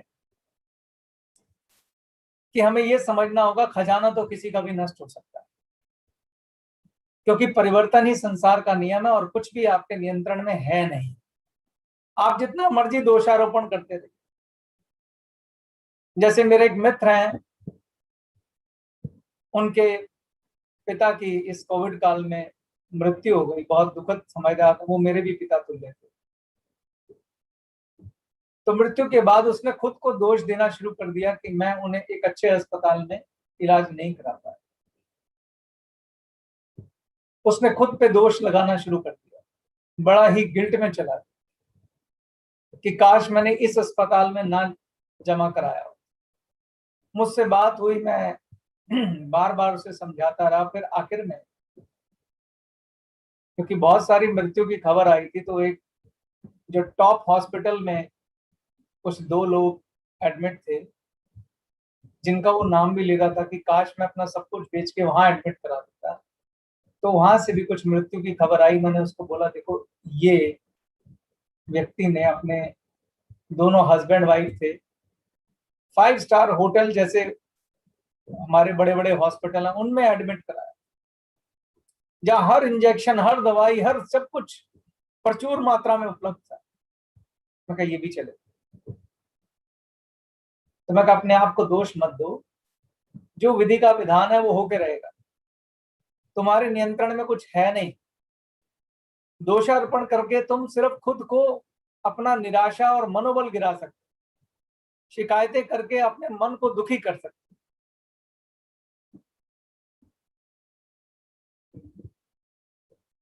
तो घटनाएं आपके कंट्रोल में नहीं है, फिर कंट्रोल में है क्या? अब उस चूहे का खजाना जब खत्म हो गया तो उसने क्या, उसको पता था कि ऐसा कुछ होने वाला है, किसको दोष दे दो? उसने तो एक दिन आया और देखा मेरा घर खुदा पड़ा है, भूकंप आया घर में और सब नष्ट हो गया, अब क्या करूं? गुजरात के भुज में भूकंप आया, सब लोगों का सब कुछ मिट्टी में मिल गया, किसको दोष दो? फिर अब मैं पैनल में लोगों से सवाल करना चाहता हूं, आपके हिसाब से उस चूहे को क्या करना चाहिए जब उसका सब नष्ट हो गया? तब उस चूहे को क्या करना चाहिए? हाँ जी आशीष। जी सर उसको दोबारा उसकी जो घोंसला है उसको बनाना चाहिए, ताकि वो दोबारा वहां फिर खजाना, मतलब उसका जो अनाज वगैरह है वो फिर से जमा कर पाए और उसने हौसले को दोबारा बढ़ा पाए। वो हौसला कैसे आएगा उसमें? वो तो टूट चुका है, वो तो दोषारोपण कर रहा है, वो तो कह रहा है भगवान तुमने मेरे साथ गलत कर दिया, मैंने जीवन भर लगा के घर बनाया था, सब तोड़ दिया, सब खत्म हो गया, 5 साल लगा के इतना धन इकट्ठा किया था, सब खत्म हो गया। और वो इसी चिंता में डूबा बैठा हुआ। उसका हौसला कैसे बढ़ेगा आशीष? पहले उसका उस चिंता को खत्म करना है। कैसे खत्म होगा? वो तो उसमें डूबा हुआ है। जी अनीता आप मैम। अच्छा उत्तर दे रहे हो, बहुत सुंदर आंसर है। के लिए उसको सत्संग में जाना पड़ेगा, अच्छे व्यक्ति के पास जाना पड़ेगा, सलाह लेना पड़ेगा। बहुत खूबसूरत, बहुत अच्छा, बहुत बढ़िया, यही सुनना चाह रहा था। बहुत बढ़िया। अभी मैं इसको और एक्सप्लेन करके खोल के बताऊंगा। आप में से कुछ और कोई कुछ कहना चाहता है? अनीता जी, राम, तुम कुछ कहना चाहते हो?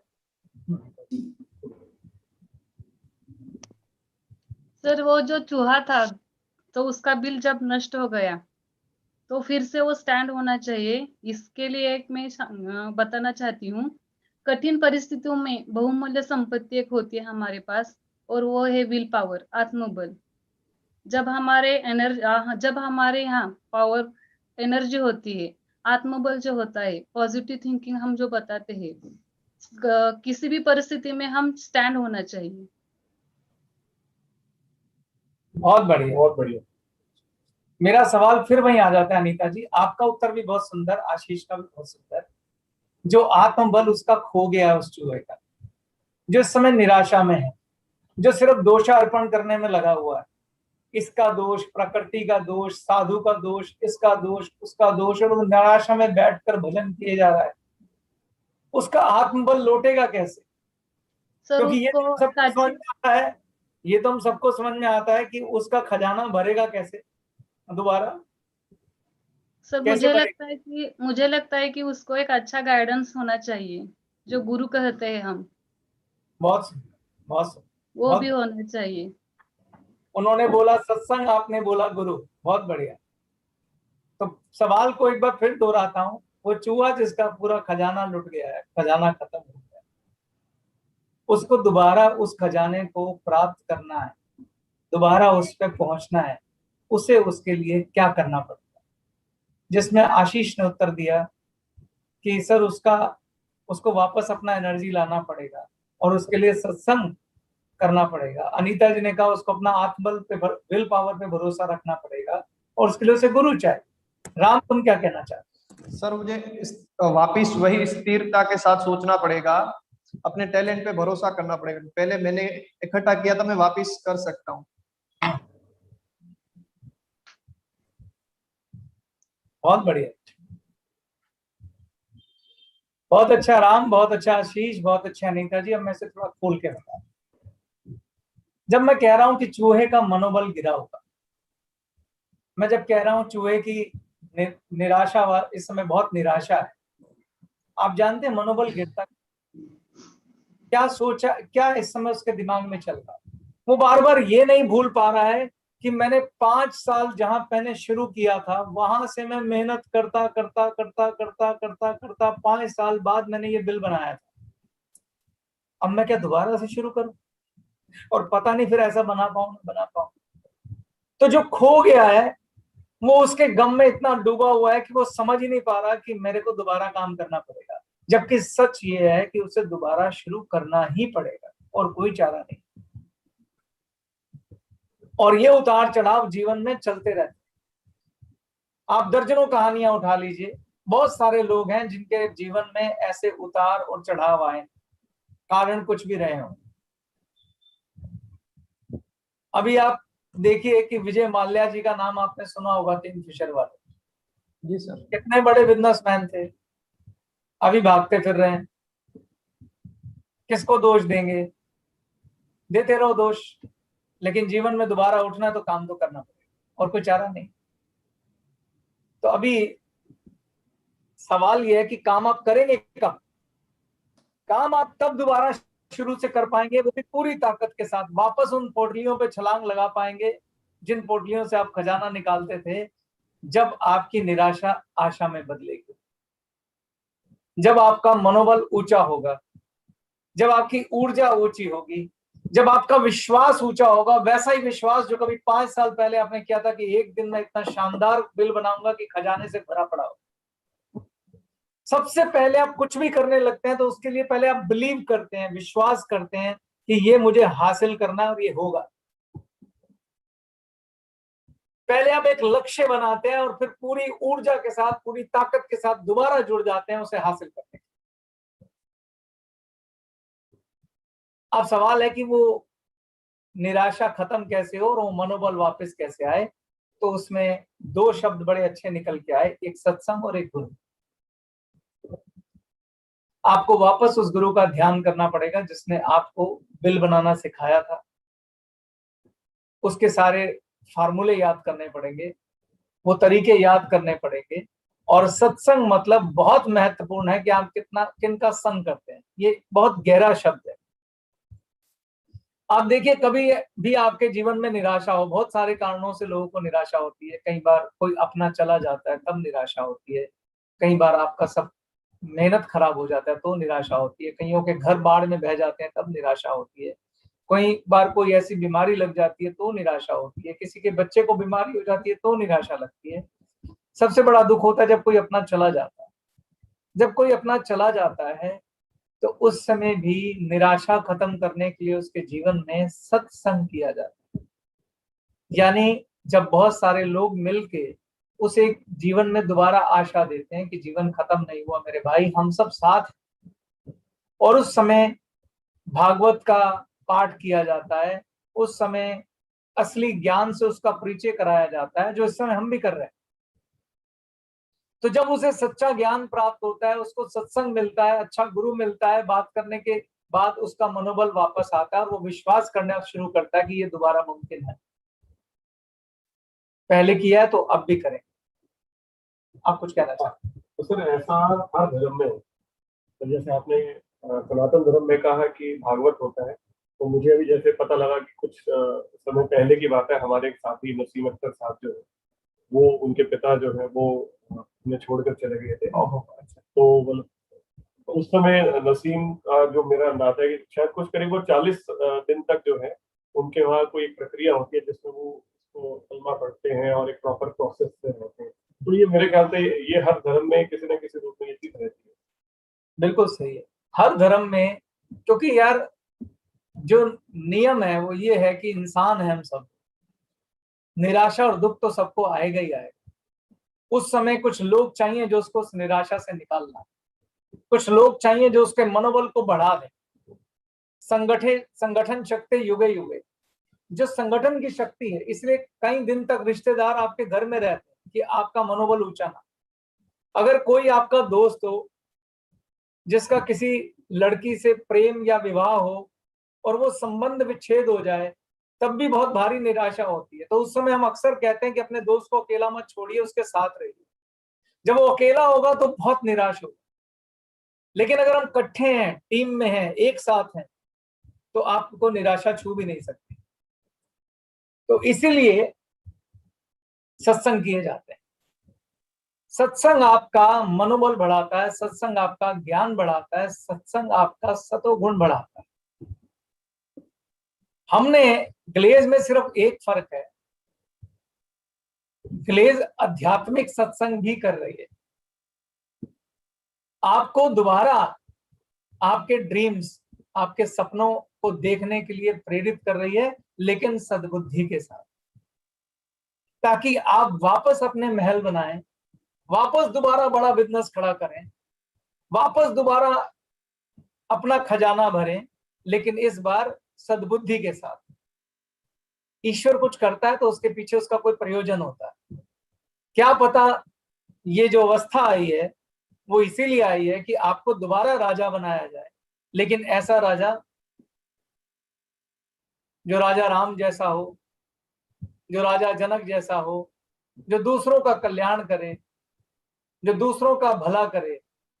इसलिए जिस प्रकार से एक राजा के बच्चों को गुरुकुल में भेजा जाता था उन्हें तैयार करने के लिए, ये अवस्था हम सबको शायद उसीलिए मिली है कि हम वापस अपने आप को तैयार करें, एक ऐसा योद्धा बनाएं जो विश्व विजेता बनाए। तो ग्लेज के जितने भी डिस्ट्रीब्यूटर ये कार्यक्रम अटेंड कर रहे हैं, मेरी भावना ये है कि वो आने वाले सुनहरे भविष्य के लिए तैयार हो रहे हैं। सब वो एक ऐसे योद्धा बन रहे हैं जो ऐसा इतिहास लिखेंगे कि ग्लेज एक सूरज की तरह चमकेगी, क्योंकि वहां का एक एक डिस्ट्रीब्यूटर खाली पैसे की बात नहीं करेगा, ज्ञान की बात करेगा, पैसे की बात करेगा, सुख बांटेगा, लोगों का भला करेगा, प्रकाशित करेगा दूसरों का जीवन, एनलाइटमेंट देगा लोगों में, और लोग कहेंगे कि जैसे ग्लेज छू लिया, मानो निर्मल जल छू लिया, पवित्रता छू ली। तो ऐसी कंपनी का निर्माण करने के लिए ये कार्यक्रम चल रहा है, और इसके बगैर अच्छा बिजनेस मुमकिन नहीं है। ये दो बातें अलग अलग बिल्कुल भी नहीं है, यही मेरा कहना है। बहुत बहुत बढ़िया। और आपके शब्दों में फिर जो एहसास है, मुझे लगता है वो एक एक व्यक्ति जो सुन रहा है उस तक ये बात पहुंच रही है, क्योंकि मैं इस बात को जब आप कह रहे थे तो खुद महसूस कर रहा था, क्योंकि एहसास सबसे बड़ी चीज है। वो इमोशन, वो स्वच्छता जिससे आप इस बात को कह रहे थे, वो वाकई में उतनी ही निर्मल है जैसे आपने अभी कहा। बहुत ही शानदार। तो मेरी आज के जो खुद की 3 उपलब्धियां हैं, मैं आप सबके साथ शेयर कर लेता हूँ। पहली उपलब्धि में आया सेवा, और जो दूसरी थी उसमें आया संवेदनशील। तो पहला सेवा था, दूसरा संवेदनशील था, और तीसरा सफलता विद बैलेंस। यानी कि लाइफ में जहां एक और चेतन सर कहते हैं कि आप स्वार्थ की बात करते हैं, वहां दूसरी ओर परमार्थ की बात कर रहे हैं। जैसे आप मटेरियलिस्टिकली ग्रो करते हैं लाइफ में, वैसे स्पिरिचुअली भी आप ग्रो करें। तो ये 3 उपलब्धियां नजर आई, जिसमें पहला सेवा, दूसरा संवेदनशील और तीसरा सफलता विद बैलेंस। बहुत इसमें एक बात और ऐड करना चाहता हूँ। आपको मालूम है बहुत सारी कंट्रियों का हैप्पीनेस इंडेक्स होता है, और भारत जो कभी विश्व गुरु था उसका उस इंडेक्स में बहुत नीचे नाम। अब कुछ लोगों को लगता है क्योंकि देश में पैसा कम है, गरीबी ज्यादा है, इसलिए हैप्पी इंडेक्स हमारा 100 से भी नीचे है, मतलब हम टॉप 100 कंट्रियों में भी नहीं आते। और आपको हैरानगी होगी, जो टॉप 10 कंट्रीज हैं उनमें एक छोटा सा देश है, उसका नाम है भूटान, जो कि हमसे भी बहुत गरीब है मगर हमसे बहुत खुश है। उसकी वजह यह है कि जो खुशियां हैं उसका आध्यात्मिक ज्ञान से लेना देना है। आपने पैसा कमा लिया मगर उसके साथ 85 बुरी चीजें भी आ गई, तो आप खुश कैसे रहेंगे? तकलीफ के सागर में डूब जाएंगे। पैसा, अगर पैसा सब कुछ कर सकता था तो बचा लेते सारे रईस लोग कोरोना के पेशेंट्स को, नहीं बचा पाए। तो आपकी दृष्टि कैसी होगी वही तय करेगी कि आप कितने खुश रहें। तो जितने भी मेरे ग्लेज के भाई बहन साथी माता पिता दोस्त हैं, उनसे मैं यही आह्वान करता हूं कि आप जीवन में ये नियम बनाएं कि कम से कम 1 घंटा रोज सत्संग जरूर सुने। सत्संग मतलब सत्य का संग, जो सच्चा व्यक्ति है उसका संग, और उससे आप निराशा से दूर रहेंगे। अब सवाल है कि किसका सत्संग सुने, किसकी बात को सुने? किसी की भी सुने, बहुत ज्यादा जज मत करें लोगों को, फिलहाल किसी की भी सुने, क्योंकि हम सब लोग बहुत नीचे हैं, बड़े बड़े महापुरुष हैं जिन्होंने बहुत कुछ कहा है। और दोष दृष्टि से मत सुने। दोष दृष्टि क्या होती है? हमें ना लोगों को परफेक्ट देखने की आदत। किसी व्यक्ति ने 10 अच्छे काम किए, एक उससे गलती हो गई तो बस उस गलती पे फोकस करके उसकी 10 की वाट लगा। इसलिए जब मैं भी ये सब बातें बोल रहा हूं तो साथ साथ कह रहा हूं कि भैया मैं बहुत बड़ा पापी हूं, कहीं मेरी तरफ ऐसे मत देख। मेरा सिर्फ मकसद है आप तक बातें पहुंचाना, मैं किसी भी लायक नहीं।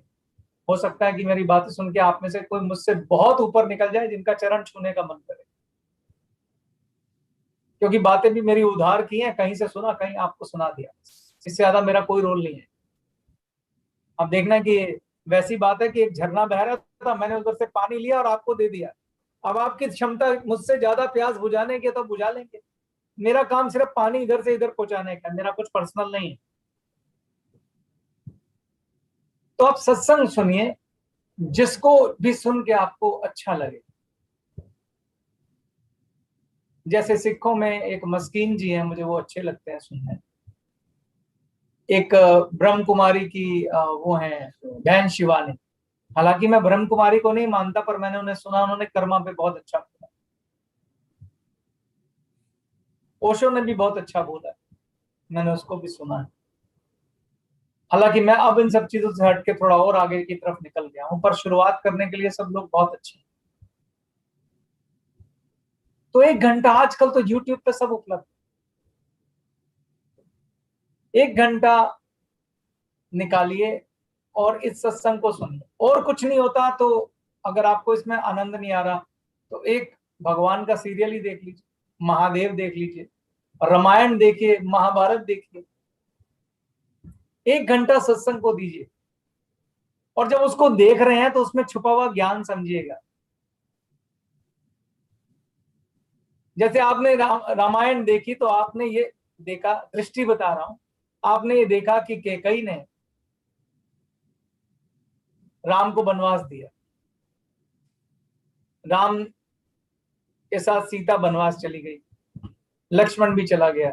लेकिन आप इसमें क्या देख रहे हैं? बस इतना मत देखिए, ये देखिए कि एक पिता ने एक माता को वचन दिया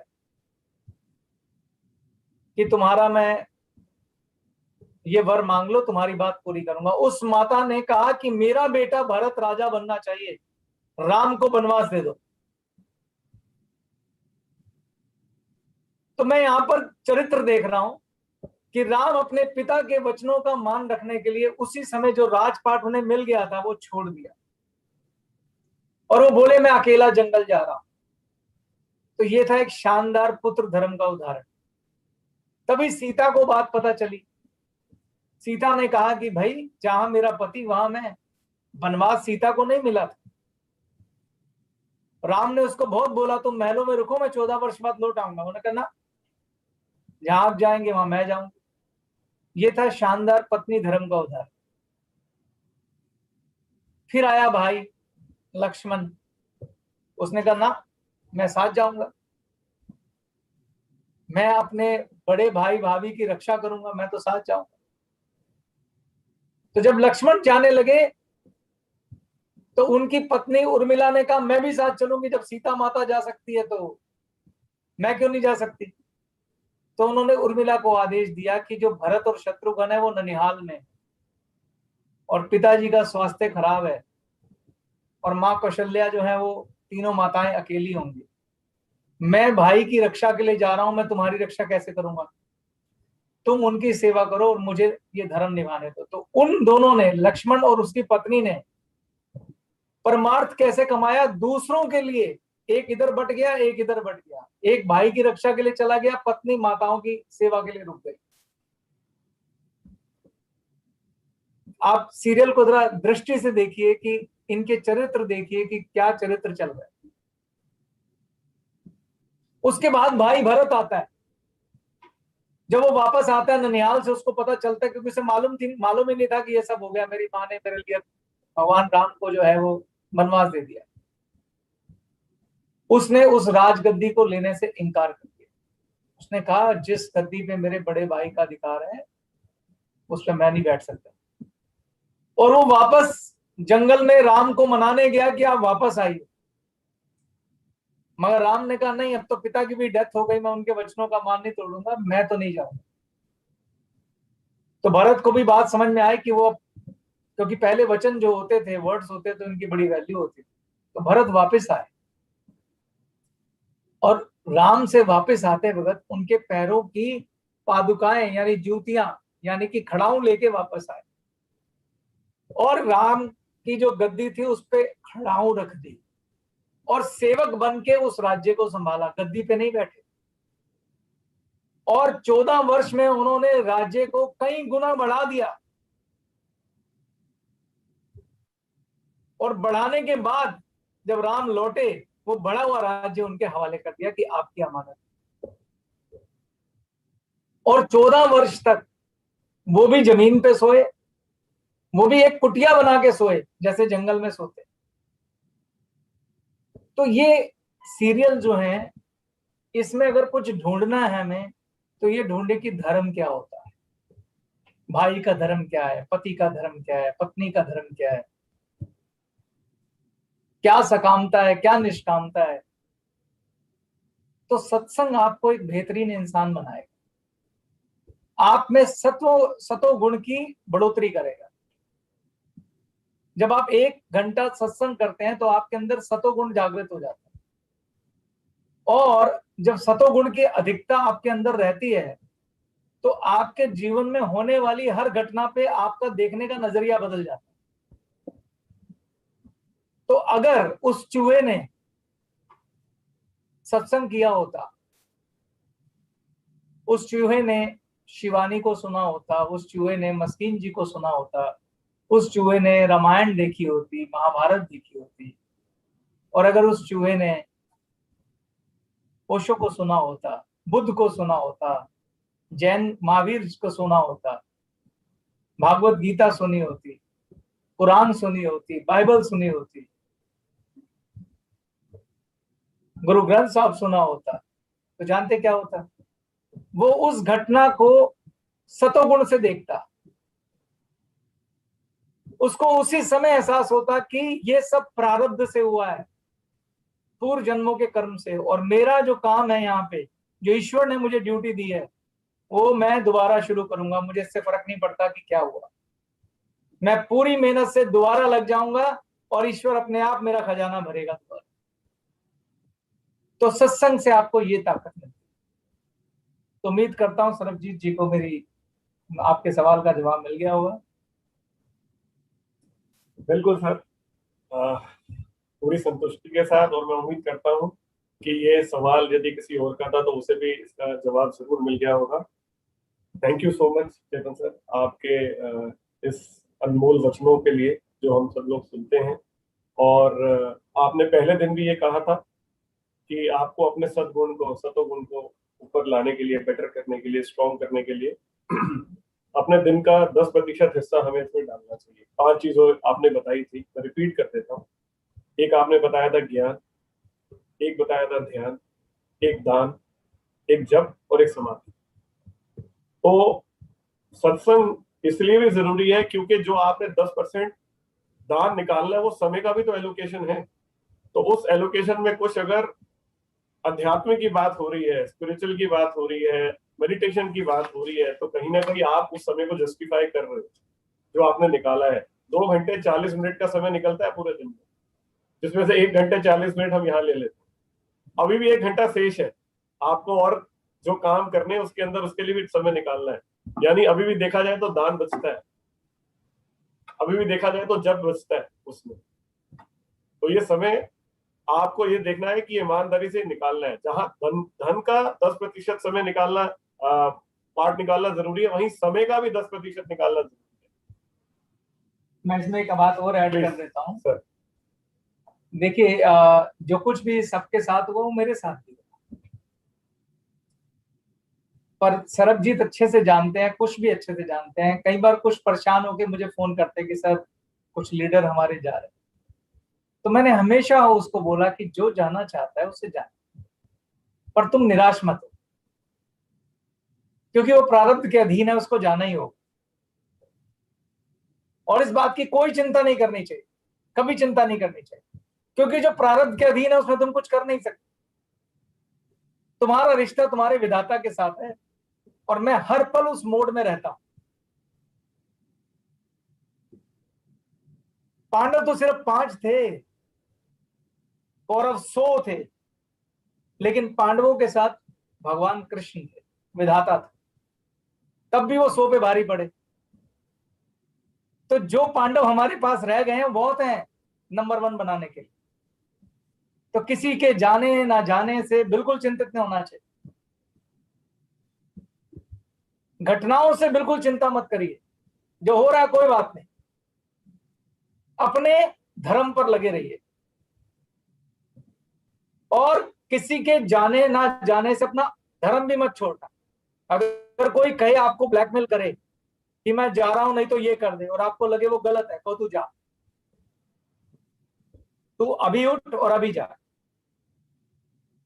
लेकिन मैं अधर्म के रास्ते पे नहीं चलूंगा,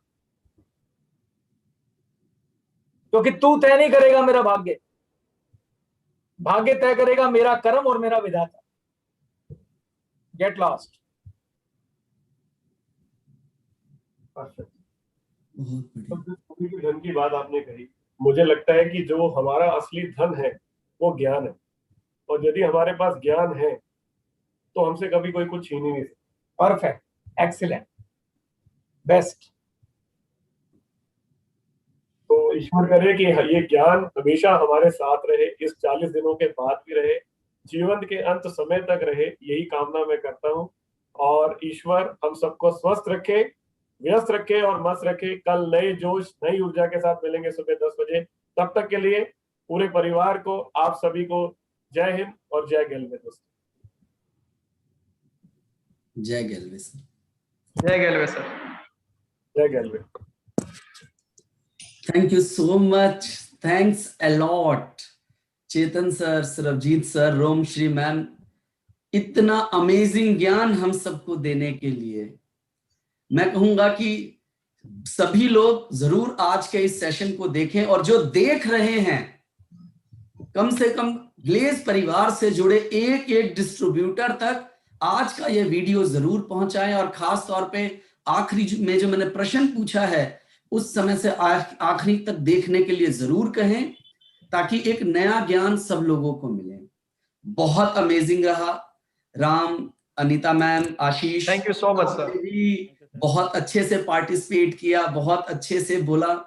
thank you so much. Last में यही कहूंगा कि ग्लेज परिवार के अंदर ये जो ज्ञान जाता है, इसके बाद रोज परीक्षा होती है, रोज परीक्षा होती है। तो आप वो परीक्षा स्वयं दें, और अपने परिवार के, अपने टीम के एक एक सदस्य से परीक्षा दिलवाएं, ताकि आकलन हो पाए कि आप जितना सीख रहे हैं वो कैसा है। तो परीक्षा जरूर दें। आखिरी में यही निवेदन कि अगर अभी भी किसी ने चैनल को सब्सक्राइब नहीं किया है तो जरूर कर लें, क्योंकि ये ज्ञान अनमोल है। और नोटिफिकेशन दबाएं, ताकि साथ के साथ आपके पास रोज की वीडियोस का नोटिफिकेशन आ सके। ट्रेनिंग अच्छी लगी हो तो लाइक बटन दबाएं, और पूरी ट्रेनिंग को अपने जीवन में उतारें। तो मिलते हैं कल सुबह फिर एक नए जोश, एक नए उत्साह और एक नए एनर्जी के साथ डे 17 में। तो आज के लिए आप सभी का, मेरे राम भाई का, अनीता मैम का, आशीष भाई के साथ, नवीन भाई जो हमारे साथ हैं यहाँ पर, और पूरे भारत से जो लोग हमारी इस ट्रेनिंग को देख रहे हैं, उन सबको बहुत बहुत धन्यवाद। Thank you so much. जय हिंद, जय गेलवे। जय हिंद, जय Gelve sir. Jai Gelve sir. Jai Gelve sir.